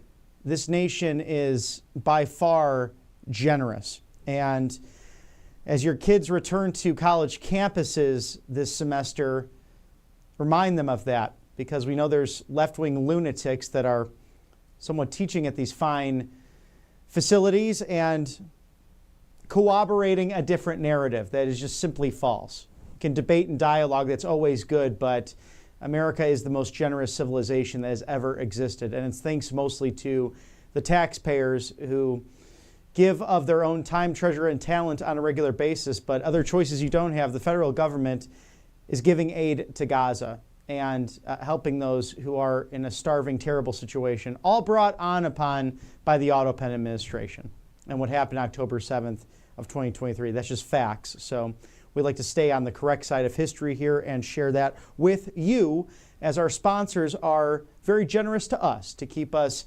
on the air with the latest news from President Trump's trip to Scotland today and the Vice President's trip to Ohio. allfamilypharmacy.com/RSBN. The meds you need delivered right to your door. Ivermectin, hydrochloroquine, NAD+, methylene blue, mebendazole, 200 essential medications. In fact, also emergency medical kits and antibiotics that can save your life from bacterial and viral infections with code RSBN10. That's RSBN10, 10% off now. Michael Kunzler, the great co-owner of this family-owned pharmacy, throwing in another online gift to you, an additional 25% off. So when you use code RSBN10, RSBN10, scan that QR code there, you're getting a total savings of 35% off. The meds you trust delivered in real time, no red tape, no bureaucracy. You have the PBM issue going on with insurance companies who double dip owning pharmacies, or even pharmacies that are big names down the street that simply don't want you to have what's on your screen there. Ivermectin, hydrochloroquine, NAD+, 200 essential medications. And this is a bipartisan effort here. Even the governor of Illinois signing legislation to tackle the PBMs, just like President Trump signing that executive order to bring down the cost of prescription medication, because it's common sense. allfamilypharmacy.com/RSBN. Also, you can donate to this great network, and we thank you for your financial support. Several ways to do that. We'll run through that now. rsbnetwork.com/donate, or text RSBN to 801-801. That is rsbnetwork.com/donate, or texting RSBN to 801-801. We also have an address in case you need to send that check the old school way. 1550, that's 1550 Opelika Road, Suite 6, Box 344. In the loveliest village on the plains, Auburn, Alabama, 36830. That's 1550, 1550, Opelika Road, Suite 6, Box 344, Auburn, Alabama, 36830. Also, Kalshi.com/RSBN. Will President Trump offer any pardons this year? That question came about with reporters in Turnberry, Scotland. What about this third party, the American party that Elon Musk wants to start? Very, very interesting as we go into the midterms. Scan that QR code now. Trade on anything, bet on anything. How about those Los Angeles Dodgers out west? Will they repeat the World Series championship? We know their pitching is nearly flawless, as those Florida Panthers on the ice defending their Stanley Cup in the National Hockey League. Questions on everything: politics, culture, music, and more. And sports. And you know, every once in a while, it's an RSBN sports section. So trade on anything, Kalshi.com/RSBN, helping us along the way. Thank you to a great sponsor here at the network at 1112 on the East Coast. It's also 1112 in Ohio as Vice President J.D. Vance tours that manufacturing facility and touting the big success of the One Big Beautiful Bill, especially the no tax on tips. What a relief. And make sure when you go out there, if you get that good service, tip that 20% or more. People are working hard overtime for you in a golden era. And working on your feet, I've done it really my whole life. I feel very blessed to now make a living speaking, my favorite thing to do. Talk. It's what I've always loved to do. In fact, I used to have to follow Mom around and just talk about the current events of the day. Now I get to talk to all of you wonderful people out there in America and throughout the world, especially those of you who might be watching from the United Kingdom today. Give us a shout out, feedback at rsbn.tv, or comment on your favorite social media site. Please like, share, and subscribe in the process, and tell your friends about Right Side Broadcasting Network. It, for 10 years, was your go-to rally network. Now, your go-to live desk as we cover all of the events of the day, inside and outside of the Beltway. So 11:13 roughly on the East Coast. You have 4:13 in the late afternoon, getting into the early evening hours in the United Kingdom, as President Trump and the UK Prime Minister will meet with the First Minister of Scotland on their way to Aberdeen to enjoy the second of Trump properties in this whirlwind tour that started Friday that will be completed tomorrow. With great trade deals, $750 billion with the European Union after meeting with EU President Ursula von der Leyen just yesterday. Also, the Japanese $550 billion deal with the United States last week. Thailand, Philippines, a very similar trade deal, 90% tariffs they have to buy into to access our markets. We don't have any reciprocal in return. So President Trump, the deal maker in chief, and we're seeing it in real time, truly a masterclass, not only in press conferences, but in deal making and securing the world in what he said, really that final deal, the European Union one, huge for the two largest economies in the world, the United States and the European Union, now meeting with the host nation on the properties of the Trump Organization with the United Kingdom. We had the great opportunity, always an absolute pleasure, to speak with attorney and senior advisor of Fix California, political pundit as well, Katie Zachariah from the Golden State of California, touching on all of the relevant topics, and we'll bring you her comments right now. Welcome back to RSBN. Katie Zachariah, attorney. She's also a senior advisor to Fix California. Always great to get your legal expertise. Wow, what a couple of weeks in the news cycle. Let's talk about those Epstein files and the fact that the Department of Justice, through Attorney General Bondi, trying to get those documents unsealed, but we have judges that seem to be blocking that. Yeah, Judge Rosenberg down in Florida she's a federal district court judge, but she invoked the 11th Circuit's narrow interpretation of the Federal Rules of Civil Procedure 6E, which is essentially that the rule is completely inclusive of everything that is required, that there's not really a lot of wiggle room. And though these judges, I love that she cites this, like, oh, I'm bound by the rules of the 11th Circuit. None of these rogue judges have had a problem going outside of their judicial authority to go against President Trump and completely unprecedented judicial authority, these nationwide injunctions, which we've never seen before. And yet she invokes, oh, the 11th Circuit has my hands tied on unsealing this grand jury testimony. That being said, there is a circuit split. There are several other circuits that have a wider interpretation of Rule 6E. And so what will likely happen is it will go up on appeal, and the Supreme Court generally will review cases where the sister circuits are in disagreement. And we hopefully will eventually see a resolution on this. But until then, what is really important is that President Trump is going over and above, and his administration is going over and above, to ensure transparency. While the Democrats have run around saying this is some giant cover-up and he's in the files and all of this, the reality is that from the very beginning, he's been interested in transparency, more so than any other president in history.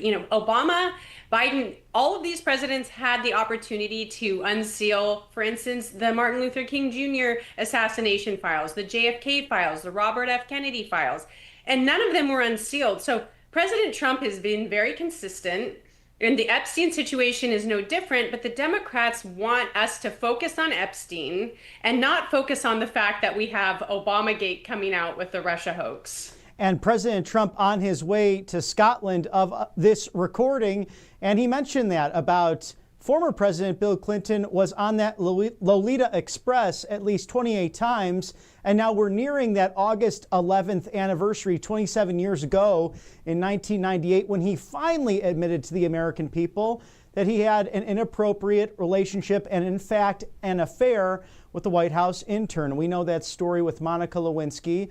Now, what I'm so perplexed by, Katie, is the fact that I thought the Supreme Court touched on this with these rogue judges already. So what are we seeing here in the 11th Circuit? Just somewhat of a blowback, or these judges saying, no, we're going to stand our ground and we might have to revisit SCOTUS once again?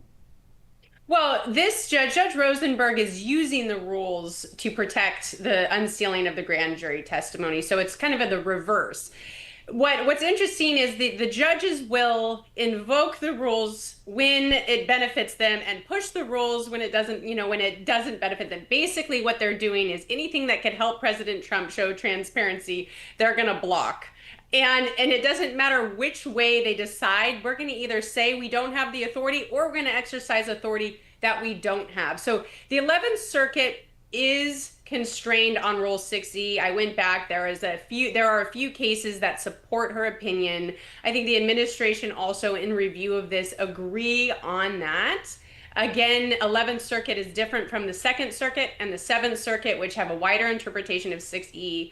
So it will likely go up on appeal, and we'll hopefully see the unsealing of the grand jury testimony. Though it's important to note that Deputy Attorney General Todd Blanche went and met with Ghislaine this week to discuss, whatever transparency conversation that needs to be had. And that, again, is another step of saying we are going to continue bringing transparency. President Trump just said he was going to release the names of a lot of Epstein's associates just recently. And I think as he was leaving for his Scotland trip, he said, we're going to release these names. So look, this is one of those gaslighting campaigns of the Democrats. If we can even get the MAGA base to turn against President Trump, if we can get the Democrats to focus on the Epstein list and not focus on the Russia hoax, not focus on what Tulsi Gabbard has disclosed this past week, honestly, is a bigger scenario than Watergate. It is one of the most, honestly, one of the most disastrous and treasonous, and could be the mark on our country at this 250-year mark of the biggest scandal in history as this stuff comes to light. So of course they don't want any of this coming out. And I would have to agree. You have a situation back during Watergate where someone was trying to get advantage in an election. Was it wrong? Yes, it led to the resignation of President Richard Nixon, as we know. But this major scandal with DNI chief Tulsi Gabbard releasing this at the press Brady briefing with Caroline Leavitt just the other day, extraordinary details. And with the rulings that recently happened that seem to protect President Trump with the immunity with a serving president, how will this affect someone like Barack Obama and the people who are around him, including former President Biden to James Comey, John Clapper, and, of course, the former Secretary of State, Hillary Clinton? Well, look, there's presidential immunity, which President Trump has benefited from, and there's a documents case. This is treason. What she disclosed to at the press briefing and to the American people is that there was a treasonous conspiracy against an elected and will be elected presidential nominee, President Donald J. Trump. And he did this in his authority as president. This was not after he left office. This was in conjunction and collusion with the Secretary of State, with Susan Rice, with, Brennan, Comey, and you have this scenario then that benefits Hillary Clinton. In addition, what was disclosed, which is even more of, I continue to use the term, gaslighting, is that President Putin was actually protecting information that he had about Hillary Clinton's cognitive and kind of psychological disposition at the time, because he thought she would be coming in and winning that presidency. So not only did they create this fake scenario to manipulate the American perception about President Trump and turn governmental employees against him, President Putin actually had information about Hillary Clinton, not Donald Trump, that he withheld from the press. So we have President Putin, Obama, Hillary Clinton. That looks like the collusion to me, not Donald Trump. And so this is not just a scandal. This is an orchestrated, treasonous conspiracy against President Trump. And we haven't seen anything like this in the history of the United States. It's nothing short of extraordinary. Do you anticipate anyone that could be indicted as a result of this, what looks to be a plan to usurp not only the executive authorities of the President of the United States, but to undercut a duly elected, constitutionally elected private citizen who became president, and that's Donald Trump? Well, you see, as you watch the news, kind of the media frenzy unfold before this was starting to come to light, they were trying to undermine the integrity, the intensity, and the intelligence of our Attorney General Pam Bondi using the Epstein files. And I think that was a very specific target to undermine trust, even from the MAGA base, in Attorney General Pam Bondi's ability to execute on what she's about to have. What she's been given was a referral from the DNI, from Tulsi Gabbard, to now potentially prosecute Obama and crew. So hopefully we will see legal implications of this. But it's worth noting that this didn't begin and end in 2015, 2016 with this Russia collusion. For the last decade and more, President Trump has been in a weaponized judicial system and legal system.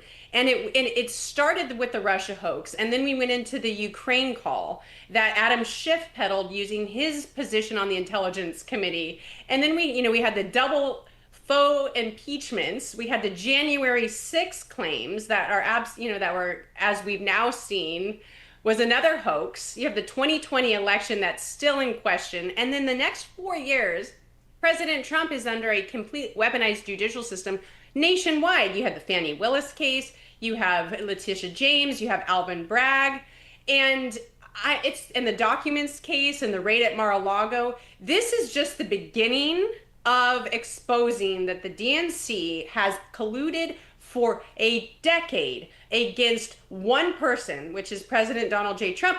And he has been saying this to us since the beginning. This is a hoax. This is collusion. This is not true. And now, finally, we're able to get some transparency on this information about it. And Katie, you're laying it out so well with all of the collusion and shifty Adam Schiff, who might even be guilty now of mortgage fraud. But let's just take all of that away, play devil's advocate. You've had a decade of the DNC protecting Joe Biden with the cognitive decline, Hillary Clinton now with the ailments. And we know of this because of this intelligence declassification. And then also simply Kamala Harris, the former vice president, could not have done the job President Trump has done in the last 6+ months.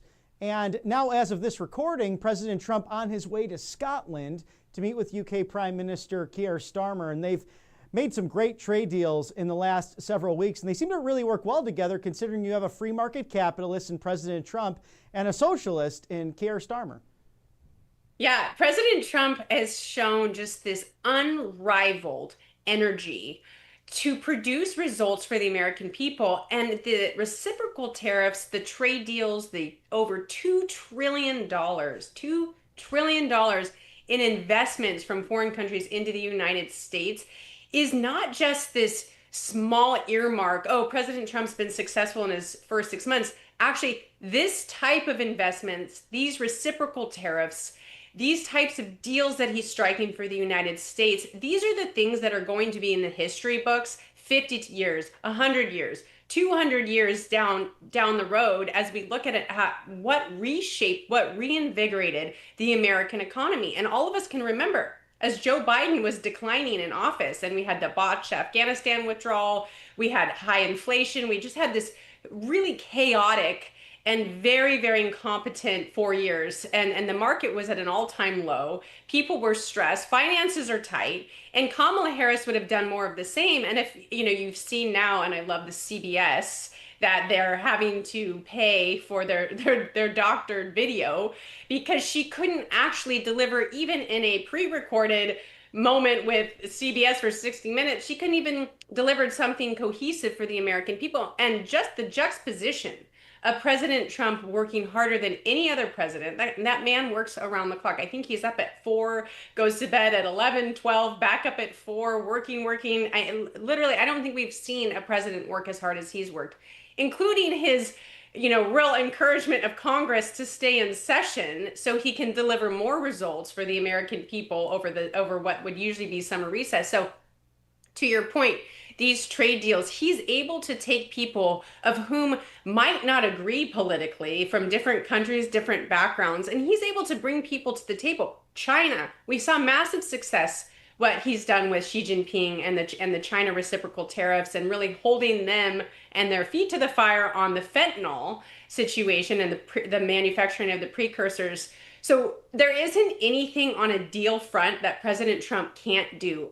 I think that the press doesn't know how to handle that he can go anywhere and make a deal. And in the near term, I really believe we're going to see a deal with Russia and Ukraine, and we're going to see an ultimate end to that conflict because President Trump will be able to deliver that. He said he would, and I think we're going to see that before the end of the year. I always wonder about the DNC, if they would actually work with this amazing deal maker that we see in President Trump instead of preventing people from the nomination like Tulsi Gabbard or crazy Bernie Sanders or even Secretary Robert F. Kennedy. They all pushed them to the side for their chosen candidates the last decade. Perhaps that they could come together and actually work for the benefit of America, just like President Trump is. Now, going into a cultural shift, we saw somewhat of a strange episode of South Park, rather funny, but also in some cases, I think people, quite frankly, insulted by it. Do you think this is part of the mind melt of America and having distractions like narratives like that versus what's actually happening here, as you eloquently laid out, the real scandal being the Barack Obama and Autopen presidencies? Yes. Actually, the South Park episode was really offensive, and I have a pretty high tolerance for, alternative media, dirty jokes, this type of stuff. That South Park has been hilarious and somewhat prophetic in many ways at our political system, but this was over the top. This is that next level. This is no longer entertaining. It's crass, it's inappropriate. And it doesn't even give President Trump any slight hat tip on the massive success that he has had. It completely and unashamedly demonizes him, actually having him in bed with Satan. And this to me should be a bellwether. The Colbert situation should be a bellwether to these guys that your humor, Saturday Night Live is at an all-time low. Late night television is pretty much at an all-time low because it's not funny anymore. They have, for the last decade, decided that their humor was going to be Trump derangement syndrome 101, 102, 103. They've never really developed outside of Trump derangement syndrome, and now the market is not hungry for this anymore. As people's bank accounts fill up, as their communities become safer, as our border is closed, despite the pushback from the left, people feel safe. People feel secure. They have a president that's not laying on the beach in Delaware,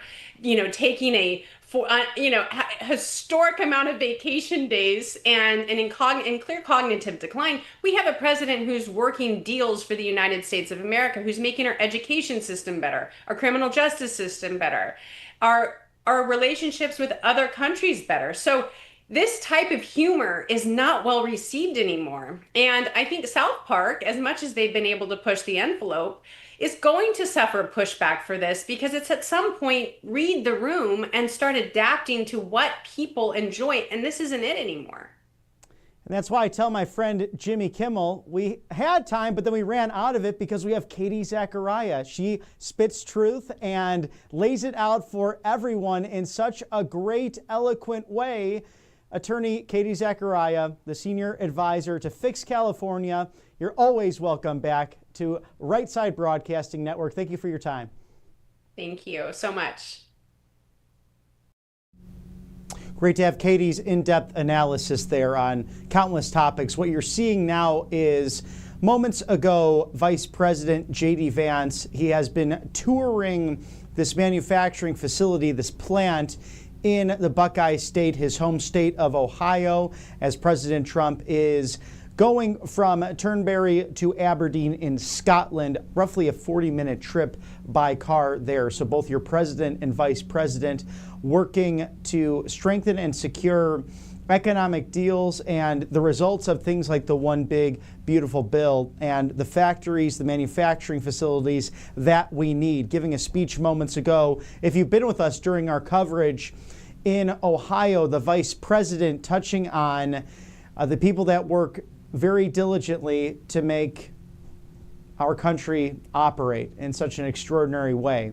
And this facility specifically, not only working on steel manufacturing, but also weaponry with bullets and advanced products, including the AI Dawn, because we have to win that race. Just as we sought to win the space race in the 1950s and 60s post-World War II into the Cold War, this is that moment of defeating the Chinese Communist Party for AI dominance. You see it in almost every speech and every visit by the president and vice president, specifically with energy, with the economy, and we should have comments from the vice president coming up. So stay tuned for that, as it's roughly 11:35 on the East Coast in Washington, D.C. and Ohio. It is 10:35 here in the loveliest village on the plains, Auburn, Alabama, the home of Right Side Broadcasting Network and the Southeastern Conference's Auburn Tigers. Looking forward to welcoming students back to town very soon, some doing the summer programs, but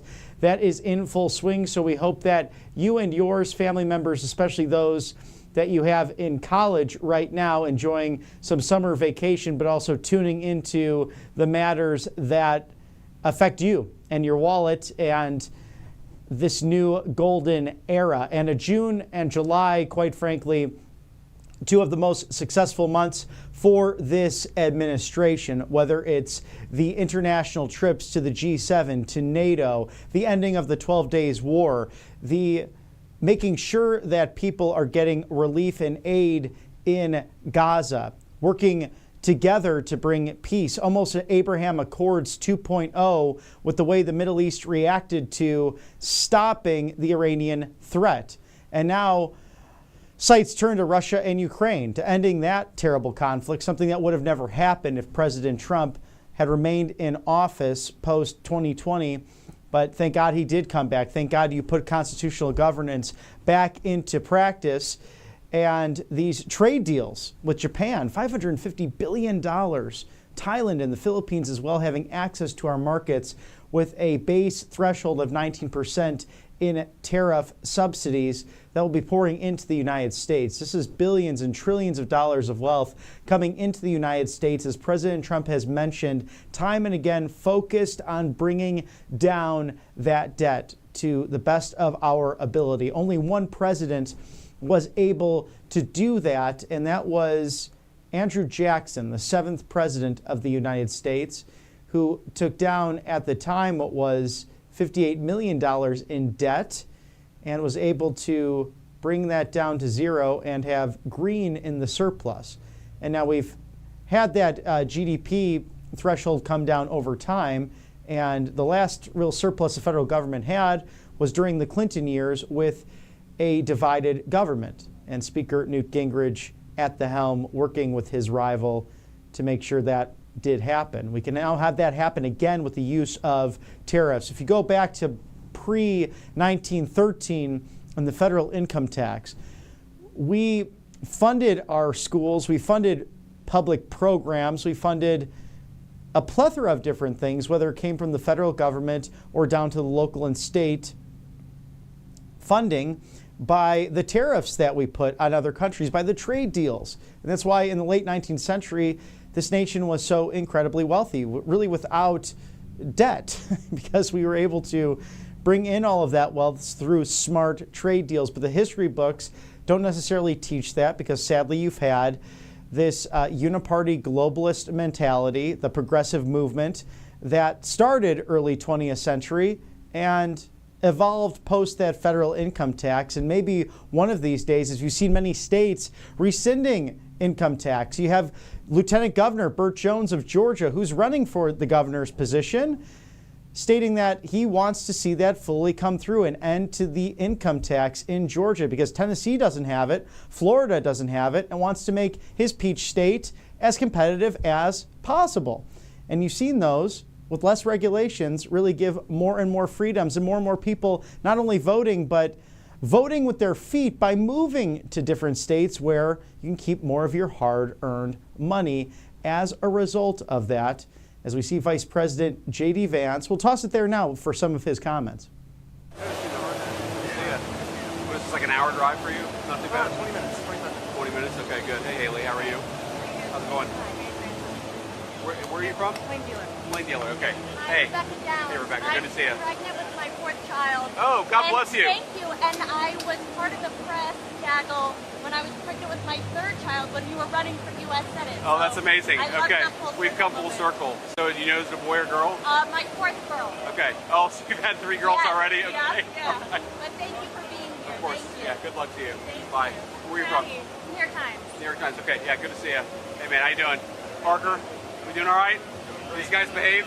Oh, yeah. Parker's the best. All right, see y'all later. Thank you. God bless.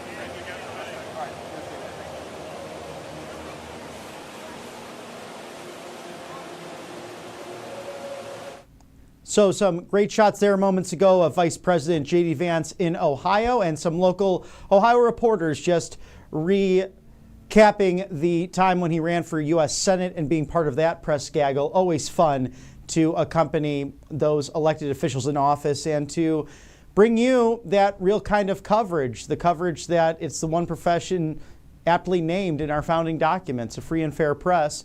And that's what we seek to do here at the New Media, specifically with Right Side Broadcasting Network, as we thank our sponsors who help us stay on against the legacy media and corporate outlets that sometimes have an agenda, but we don't here. Our agenda is you, the American people. And that's the same case for angelpaste.com, where you can experience the miracle, whether it's the original cream that's vitamin B infused, it's non-GMO, no chemicals. Experience that miracle today out of Spring, Texas, off of the Gulf of America. And that's the Houston Metroplex, a lovely place to live. This time of year, they know a thing or two about mosquitoes. So having that natural mosquito repellent and bug spray, very good for you and good for the dogs, the cats, the pets at home, the kids, because sometimes that spray goes in the air and just bad to breathe around your summer barbecues. So a really good product there, as well as that natural immunity boosting orange option filled with vitamin C, again, non-GMO, no chemicals. Experience the miracle today. Angelpaste.com. They are Christian owned, they hire veterans, and they love this great country, as do we here on this beautiful Monday, July 28th, 2025. Thank you for joining us here as we thank our newest sponsor. It's the pdsdebt.com/RSBN. And let me tell you how important this is to tackle your debt. The system is simply broken. It's rigged. They don't want you to solve your debt. The banks want to keep that credit score coming as yours goes down. Creditors do not relent. When the creditors win, you simply lose, but you don't have to play their game. PDS Debt helps you take back control. They've helped hundreds of thousands break free from credit cards and all of that debt by simply going for the free assessment. So if you're in that issue right now, you have custom options, no credit score required. See if you qualify simply within 30 seconds. PDS goes beyond the numbers to understand your unique financial situation and fight for you. It's about your money. It's about your future. They simply fight for both. Again, no minimum credit score needed for this. They're here to help you save money, pay off debt faster, and start putting money back where it belongs, in your wallet, in your bank account. so you can spend it on the fun things and those important things down the road. PDS debt is A+ rated by the Better Business Bureau, boasts thousands of 5-star reviews on Google, and Trustpilot gives it a 5-star rating. This is an extraordinary group because they have helped thousands get out of debt. You're 30 seconds away from being debt-free. PDSdebt.com/RSBN. Thank you for your sponsorship on the right side of history, because a moral country is a nation free of debt. It just makes sense. It's biblical. And it is something this administration really trying to work towards. It's very much a national security issue. So biblical, it's transcendent, it's national security, it's all encompassing. Because we know we're too great a nation to be destroyed from the outside. Look at what we've gone through. From the initial revolutionary conflict, which really was a clash of civilizations, a civil war in a sense, of the 13 colonies against the motherland of the United Kingdom. English common law, that's where we come from, that's our heritage. And we chose to go the route of a constitutional republic, breaking from the monarchy, breaking from King George III, and believing that if there's going to be taxation, there needs to be representation. If there's going to be a Tea Party, it sure is going to be fun in the form of peaceful protest. And that you have certain inalienable rights, that being life, liberty, the pursuit of happiness. You move on from there, beating the Tripoli pirates, really the first terrorists who were attacking our ports. That's why you have the line in the Marine anthem regarding the shores of Tripoli. It's the first really foreign conflict we had as a young nation leading up into the War of 1812 and England's attempt to restake its claim in the United States of America. That failed thanks to the miracle of New Orleans and great generals like Andrew Jackson, who went on to serve as the people's president. You think about this, the bloody conflict of the Civil War, the worst conflict on American soil, to really test the ideals of a young nation, and that our people truly free and all equal under God? And that answer was resoundingly yes. But many of those battles from way back then still being fought now. Even the conflicts of the 20th century, the bloodiest century in human history, and these radical ideas of socialism that come in the form of communism, of fascism, all rearing their ugly heads right now as you see a president and a vice president committed to not only free market trade, but fair, dignified earnings, and that you should reap the rewards of what you sow. It's really a biblical administration and a constitutional administration. And with all of the criticism that comes their way, in many cases very unfair, they continue with blood, sweat, and tears, literally, as we saw President Trump just 1 year ago, last July, take a bullet for this country, his family under countless threats. Who has been subpoenaed more than Eric Trump over nothing? And meanwhile, you have a United States Senator from the Golden State, otherwise known by his nickname of Pencil Neck, who is actually likely guilty of mortgage fraud for claiming full-time residence in both Maryland and California. The very idea of why Tish James and Fannie Willis went after our great president. But it does not stop him from having a smile on his face. It doesn't stop him from presenting transparency. This is the most transparent administration in modern American history, and it's a joy to cover it here on the right side of history with all of you. We hope you're enjoying your Monday morning.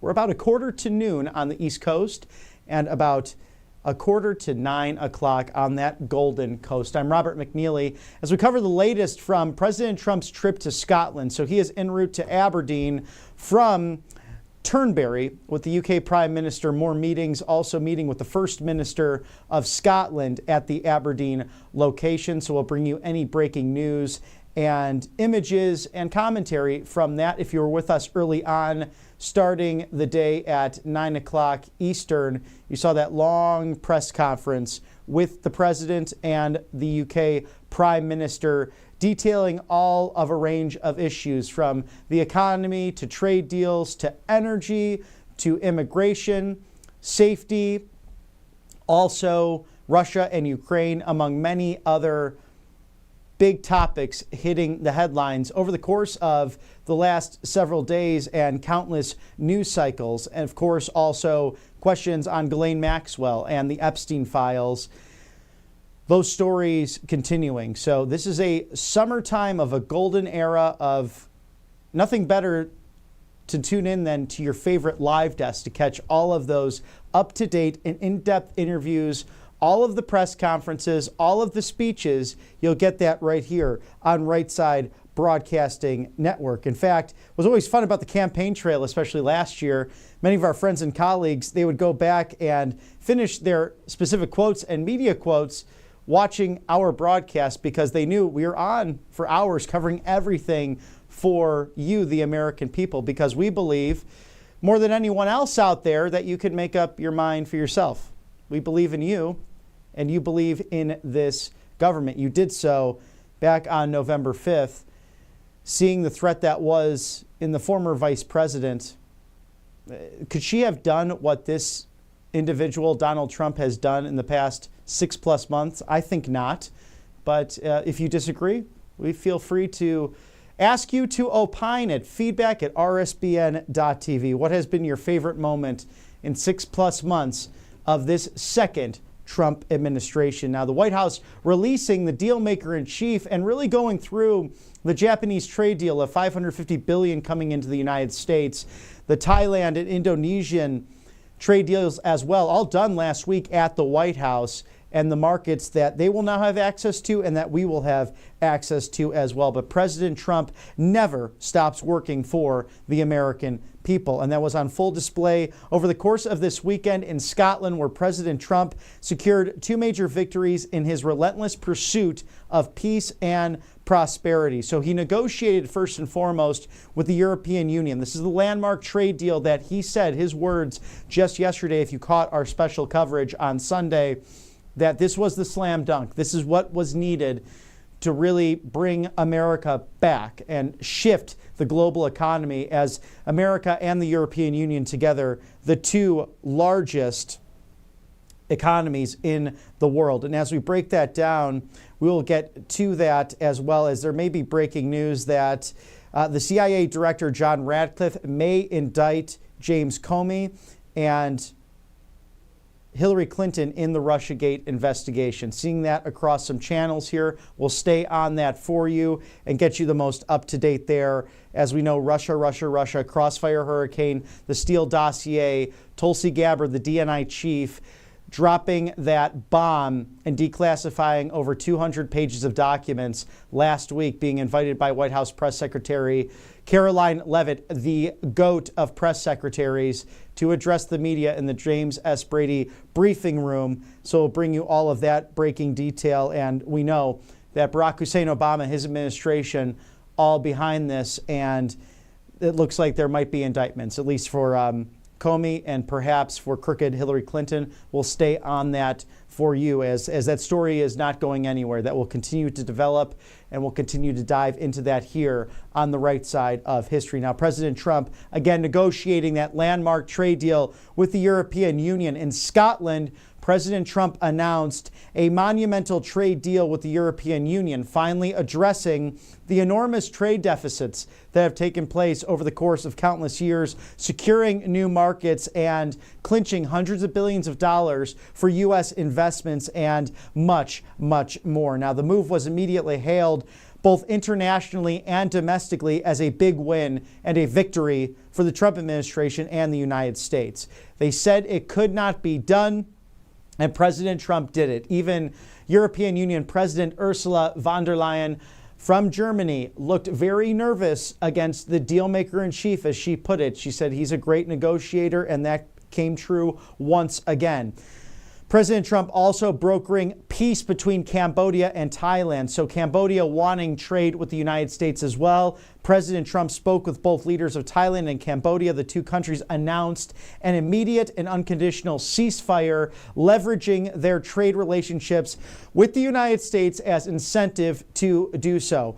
It's only the latest instance of the Trump administration pursuit of the peace around the world after similar efforts brokered peace between Israel and Iran, Rwanda and the Democratic Republic of the Congo, India and Pakistan, Egypt and Ethiopia, along with the historic trade agreements from the first term, including Serbia and Kosovo and the Abraham Accords. These are huge successes for this administration, and all of those topics there, specifically Rwanda and the DRC, the Democratic Republic of the Congo, all highlighted President Trump's earlier meeting with UK Prime Minister Kier Starmer from the Grand Ballroom at Turnberry in Scotland, as you saw that if you saw our earlier coverage taking place there.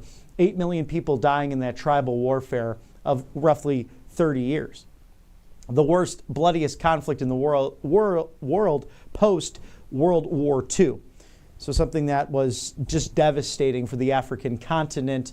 President Trump hosting African leaders not so long ago at the White House, and many nominating him for the Nobel Peace Prize right after Prime Minister Bibi Netanyahu of Israel also doing the same, including Buddy Carter of Georgia, the congressman, nominating President Trump for the Nobel Peace Prize, and his counterpart, Mike Collins, running for the U.S. Senate in the Peach State, also highlighting in his campaign video recently for our 2026 midterm series that if President Trump again was in office, we would have had that secure border. Laken Riley would have still been here with us. And he highlighted that today in the press conference. Iran on secure borders. The UK is now adopting those policies after migrant crises that bring in illegal alien crime. There's no other way to put it. And for those who would take the opposite side of common sense and humanity, why? Why do you want the open border? Why do you want to give low wages and not decent paying jobs for people who do back-breaking labor? Why do you allow trafficking to happen? Why were 300,000 kids lost in the last administration? These are all noble questions as people like Border Czar Tom Homan working overtime to secure and protect the most vulnerable among us. And he said he couldn't sleep at night. This man who worked for 6 presidents could not sleep under the auto pen because of what was happening on a daily basis with young minors crossing. Many who could not speak English, many who were being trafficked by cartels and away from their family members. It's horrible to think about. And close to 12,000 of those kids now found by the Trump administration, and some put into foster care that have been found who were being abused. Just a horrible situation to think about. And Kristi Noem addressing that trafficking summit that was put on by Matt and Mercedes Schlapp of CPAC, really an expert panel. In case you missed that, scrub back to last week's coverage regarding all of the public and private entities fighting overtime to secure America's kids and those who are trafficked, who are adults. Actually, most people who are trafficked in America, we spoke with Dan Nash last week on The Voice of Reason, they are adults. And it's a terrible thing, a terrible scourge on our country, and we will fight overtime to expose the darkness here at Right Side Broadcasting Network as we get close to the noon o'clock hour. Thank you to our sponsors, Tax Network USA, tnusa.com/RSBN. Let's settle those back taxes today. Protect yourself from the IRS, 800-357-1415, taxnetworkusa.com. It is a wonderful group of people. Some case they actually did work for the IRS, but they're all patriots who simply want you to get out of that financial stress. Or if you're just starting a business, sometimes it's hard to run that business and keep everything in line with the paperwork, with the books, it can be a mess. So give yourself a break. give a nice call today, 800-357-1415. Protect yourself from the IRS. Settle those back taxes now. Visit tnusa.com/RSBN. And then once you get all those taxes settled, you can have a good night's rest, and it will only be enhanced by mypillow.com/RSBN. The free shipping sale. The master marketer, as President Trump put it, Mike Lindell, back on the last week of April, the 100-day celebration in Warren Township, Michigan. President Trump speaking to the great Mike Lindell, who was fun to catch up with in the beautiful Wolverine State. Save on the My Cross, half off right now, 50% off the replica cross that Mr. Mike Lindell wears on a daily basis. The My Pillow bed sheets, $24.98, all colors, all sizes. It's great. It's comfortable. You're going to love these things. Multi-use My Pillow 2.0. I have the 1.0. It changed my sleeping patterns for the better. I'm telling you, it's outstanding, and it's going for less than any lunch deal out there, and you can use it for the rest of your life. Multi-use My Pillow 2.0 for all the different things from In God We Trust to With God All Things Are Possible, or if you simply want a color of gray or pink or red, white, or blue. Call today. Don't delay. 800-836-7566. Support Mike Lindell and Right Side Broadcasting Network by shopping now at mypillow.com/RSBN. Code RSBN. Very easy to remember. The purveyor of free speech, the defender of election integrity, all around great guy, maybe the next governor of Minnesota. It's Mike Lindell. Thank you for sponsoring us on the right side of history. As we cover everything in Scotland, President Trump is en route to Aberdeen. He will have continued talks and dialogue with UK's Prime Minister Kier Starmer, who is very impressed by the new ballroom at Turnberry. And two gentlemen of different ideological backgrounds, and they addressed that during their meeting, but being able to come together and this historic trade agreement, but also as partners who have defended Western civilization, fought together in the most heroic way, especially during World War II, and saving really the entire world from tyranny as a result of that, liberating a continent and bringing in this new global order, which is being revisited right now thanks to President Trump's America First policies, which in turn inspiring worldwide right-wing populism, which is a good thing. Italy, to Brazil, to Korea, Vietnam, countless different nations, France to a certain extent, all experiencing this rebirth of freedom, constitutional governance, and the respect of cultures, actually the celebration of true diversity while respecting state sovereignty. It's a new way of going about things against the neocon and neoliberal agenda of the United Nations and the globalist uniparty League of Shadows, deep state, whatever you like to call it. They are all aptly named as one. This president said no to his living predecessors and said, I can do this better. You saw Vice President J.D. Vance with his remarks in Ohio regarding the Epstein file specifically. And it was good that he pushed back against legacy items, stating that, why did you not ask those questions of Attorney General Merrick Garland in the Auto Pen administration? The Attorney General Pam Bondi, at the direction towards the DOJ from President Trump, saying release anything credible and all information that's pertinent. They sought that with those judges. You heard from Katie Zachariah. It's that Rosenbaum once again sealing those much needed documents. And we'll follow this wherever it does lead. The beauty of this great country is that you are innocent before proven guilty, a standard the deep state did not want to hold in the case of President Trump. And for those who are saying a former president cannot be arrested, I chuckle because look what they did to him. Fannie Willis, the lawfare, Tish James out of New York. President Trump went through fingerprints, and the most famous mugshot of all time for ridiculous charges that were thrown out in Fulton County, Georgia. In that same prison, someone was being held who was literally eaten to death by bed bugs. That was in America, not a third world country, not in the African continent. No, in America that happened, in Georgia, because of failed so-called leadership by demon rat officials. And it's hard for me to even call elected officials, especially in municipalities, Democrats, because demos is of the people. That's the Greek root. They're not of the people. They're for themselves. Look at the last decade of the way they've ran their elections. The auto pen and the Biden crime family, beyond corrupt. But he ran for re-election. He received 12 million votes. And that apparatus, that machine politics undercut him.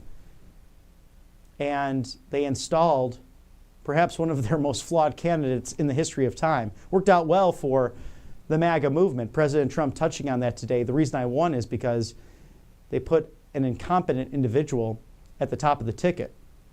But also I think he should give himself more credit. The extraordinary job he did in the first term and the buyer's remorse of what America sometimes has when they do vote, looking in the rearview mirror that, wow, President Trump was outstanding. He deserves that second chance. And a much more streamlined RNC under the leadership of Michael Whatley and Lara Trump. And now Michael Whatley likely to be a Republican candidate for the United States Senate in North Carolina with the blessing of President Trump.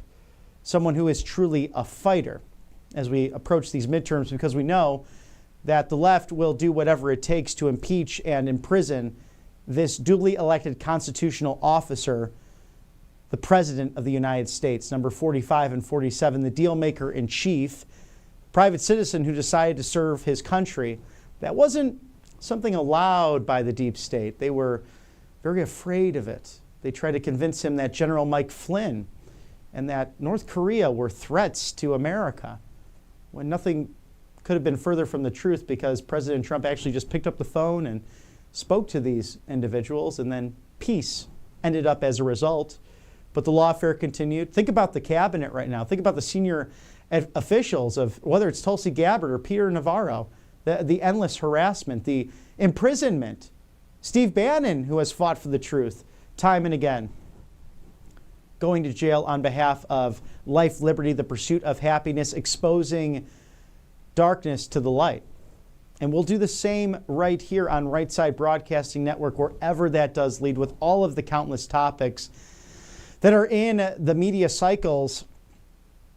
And if you have that neighbor who might have that head in the sand or is not paying attention or is simply enjoying a few too many Mai Tais on the beach this summertime, always fun to do, maybe turn them on to Right Side Broadcasting Network and say, you should like, share, and subscribe.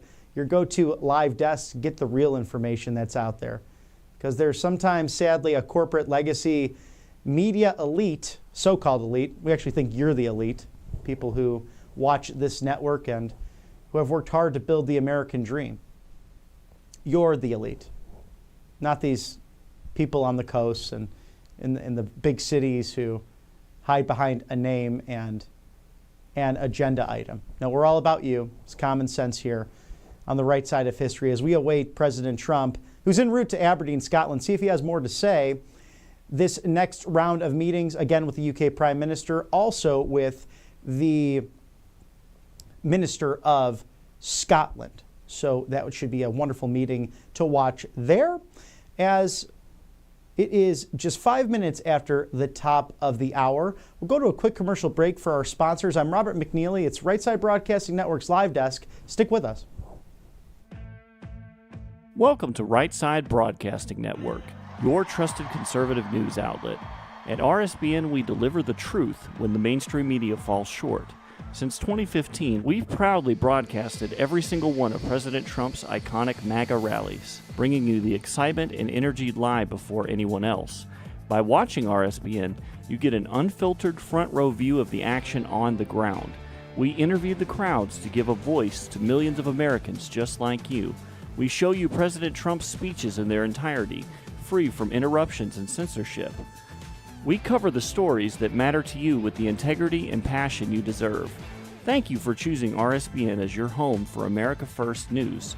Together, we stand strong, united, and informed. So join us and be part of the right side of history. Hey y'all, it's Silk. from the Diamond and Silk Chit Chat live show. Look, don't forget to check me out right here on RSBN Network. Be sure to watch the show on Right Side Broadcasting Network, and I want you to support Right Side Broadcasting Network. Yes, it's imperative that you do so, okay? I look to see y'all soon. Bye-bye.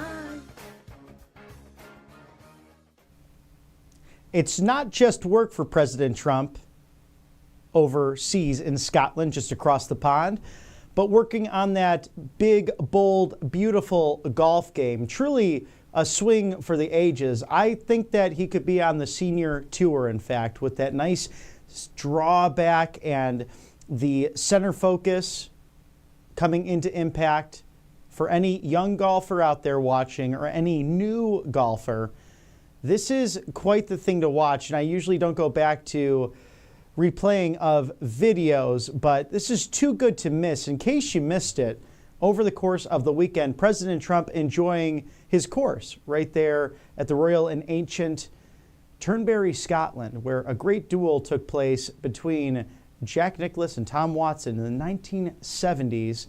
The highlight of world golf, in fact, really the birthplace of the great game that President Trump holds near and dear to his heart, enjoying with his sons, Don and Eric, amongst others, including some grandkids, on this working trip over the course of the last few days since Friday, enjoying some golf and then also amazing trade deals and peace between Cambodia and Thailand before they finalized that deal with Cambodia, and now today with the UK Prime Minister, just yesterday with the European Union President. So a full schedule for this president, as is expected, en route to Aberdeen, Scotland. In case you missed this great video of his golf round, you'll see how windy it is, the storms that can come over this part of the world, but also just how green, lush, beautiful it is, and the president's masterclass in the game of golf.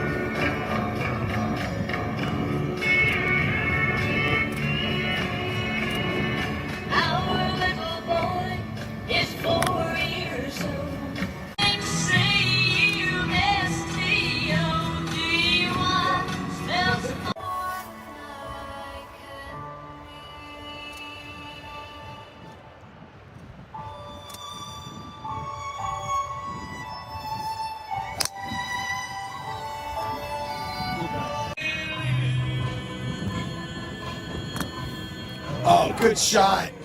Good shot.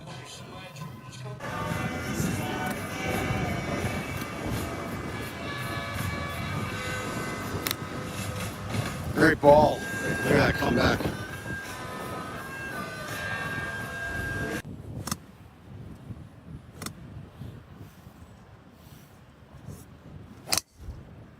Beautiful shot. Thank you.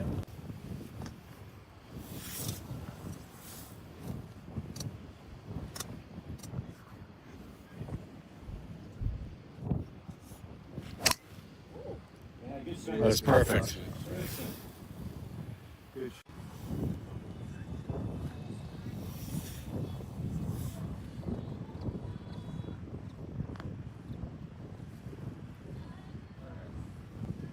Nice spot.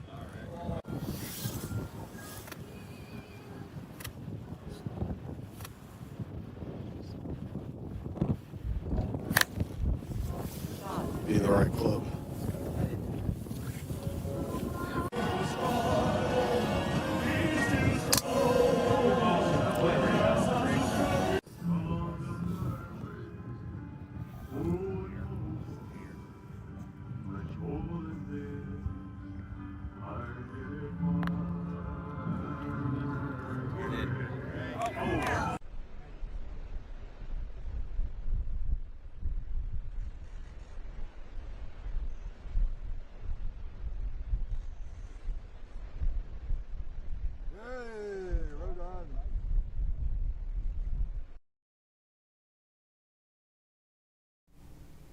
President Trump enjoying the links at Turnberry, Scotland. Truly a links course, meaning no trees there, just brush, which you don't want to get yourself into in that rough. Right after that, he made global history with the EU trade deal. Yesterday, President Trump announcing a trade deal with the European Union, fundamentally rebalancing the economic relationship between the world's two largest economies. The deal marks a generational modernization of the transatlantic alliance and will provide Americans with unprecedented levels of market access to the European Union. This deal also broadens America's economy and manufacturing capabilities, bolstering its strength. Now, the EU will purchase $750 billion in United States energy and make new investments of $600 billion in the United States, all by 2028. Through decisive leadership and an unyielding commitment to American workers, President Trump has delivered yet another agreement that positions the United States as the world's preeminent destination for investment, innovation, and advanced manufacturing. So reaching this historic deal provided massive EU investment into the United States. Again, $600 billion into the United States over the course of the president's term. This new investment is in addition to the over $100 billion EU companies already invest in the United States on an annual basis. This unleashes American energy. Also, with tariff barriers, the European Union will work with the United States to eliminate tariffs in various sectors and will provide meaningful quotas for other products. This supports high-quality American jobs. Non-tariff barriers for U.S. industrial exports.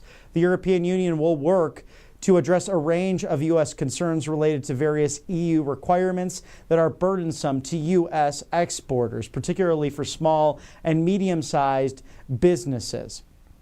Now, the non-tariff barriers for U.S. agriculture exports also being addressed when it comes to food and agricultural products. No free riders. The United States and the European Union will establish strong rules of origin to ensure that the benefits of this agreement flow directly to the United States and the EU, not to third-party countries. Now, barriers for digital trade also addressed in this. The United States and the European Union will maintain zero customs duties on electronic transmissions. There's also economic security, commercial deals, and military equipment being agreed to by the two entities. Other American presidents have tried and failed to reach such an incredible deal, which was just negotiated hours ago by this president. And we're honored to bring you all of those breaking news updates here on the right side of history, the latest from President Trump's trip to Scotland. And we're grateful for our sponsors here on the right side of history, working overtime to make sure that the legacy media does not get in the way of you getting the truth and the pharmaceutical protections you need in medications such as ivermectin, antibiotics, hydrochloroquine, NAD+, mebendazole, methylene blue, 200 essential medications, including emergency medical kits and antibiotics, all there for you, the ones you trust, the ones delivered right to your door with Patriot doctors and nurses, healthcare providers, pharmacists that simply care about your health. Against bacterial and viral infections, you need this life-saving medication. allfamilypharmacy.com/RSBN. Truly your go-to online pharmacy. Code RSBN10, that's RSBN10, 10% off. Michael Kunzler, the co-owner of this great organization, graciously offering an additional 25% off now. So you'll have a 35% off total off of your order. If you order now at 12:15 Eastern, it will come to your door at 12:15 tomorrow within 24 hours. No red tape, no insurance, no hassle, no problem.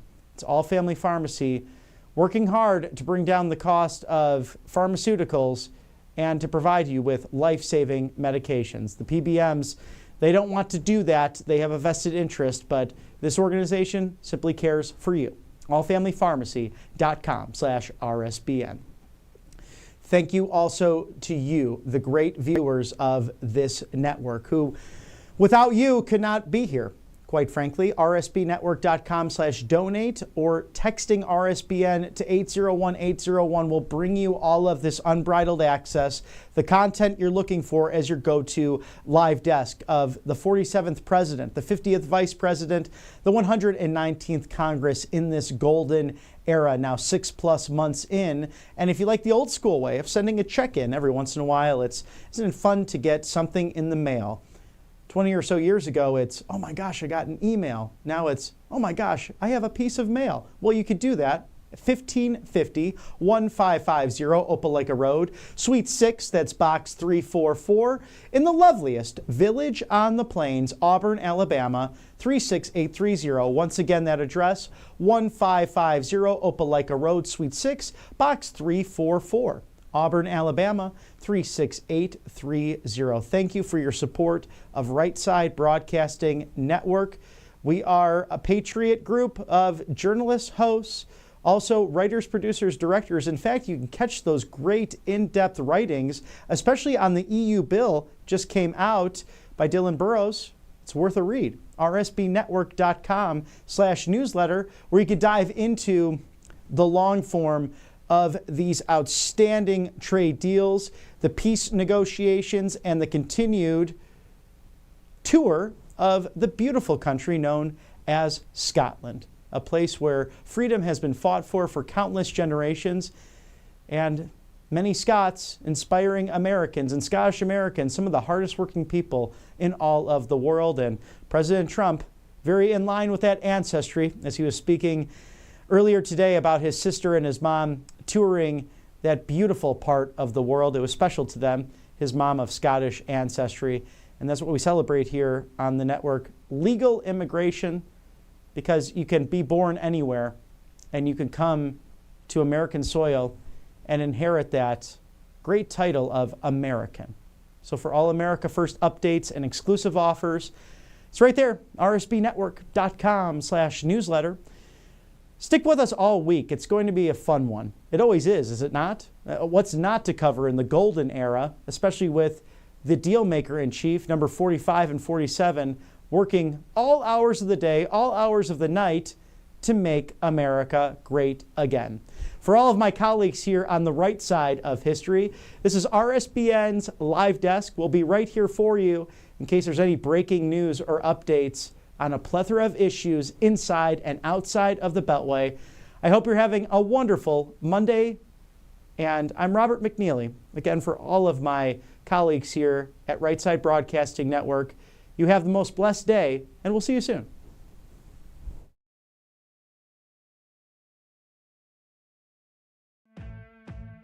Welcome to Right Side Broadcasting Network, your trusted conservative news outlet.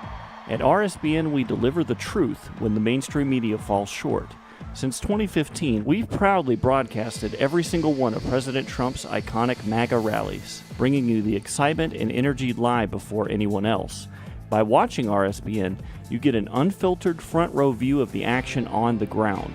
We interview the crowds to give a voice to millions of Americans just like you. We show you President Trump's speeches in their entirety, free from interruptions and censorship. We cover the stories that matter to you with the integrity and passion you deserve. Thank you for choosing RSBN as your home for America First news. Together, we stand strong, united, and informed. So join us and be part of the right side of history. Hey y'all, it's Silk from the Diamond and Silk Chit Chat Live Show. Look, don't forget to check me out right here on RSBN Network. Be sure to watch the show on Right Side Broadcasting Network, and I want you to support Right Side Broadcasting Network. Yes, it's imperative that you do so, okay? I look to see y'all soon. Bye-bye.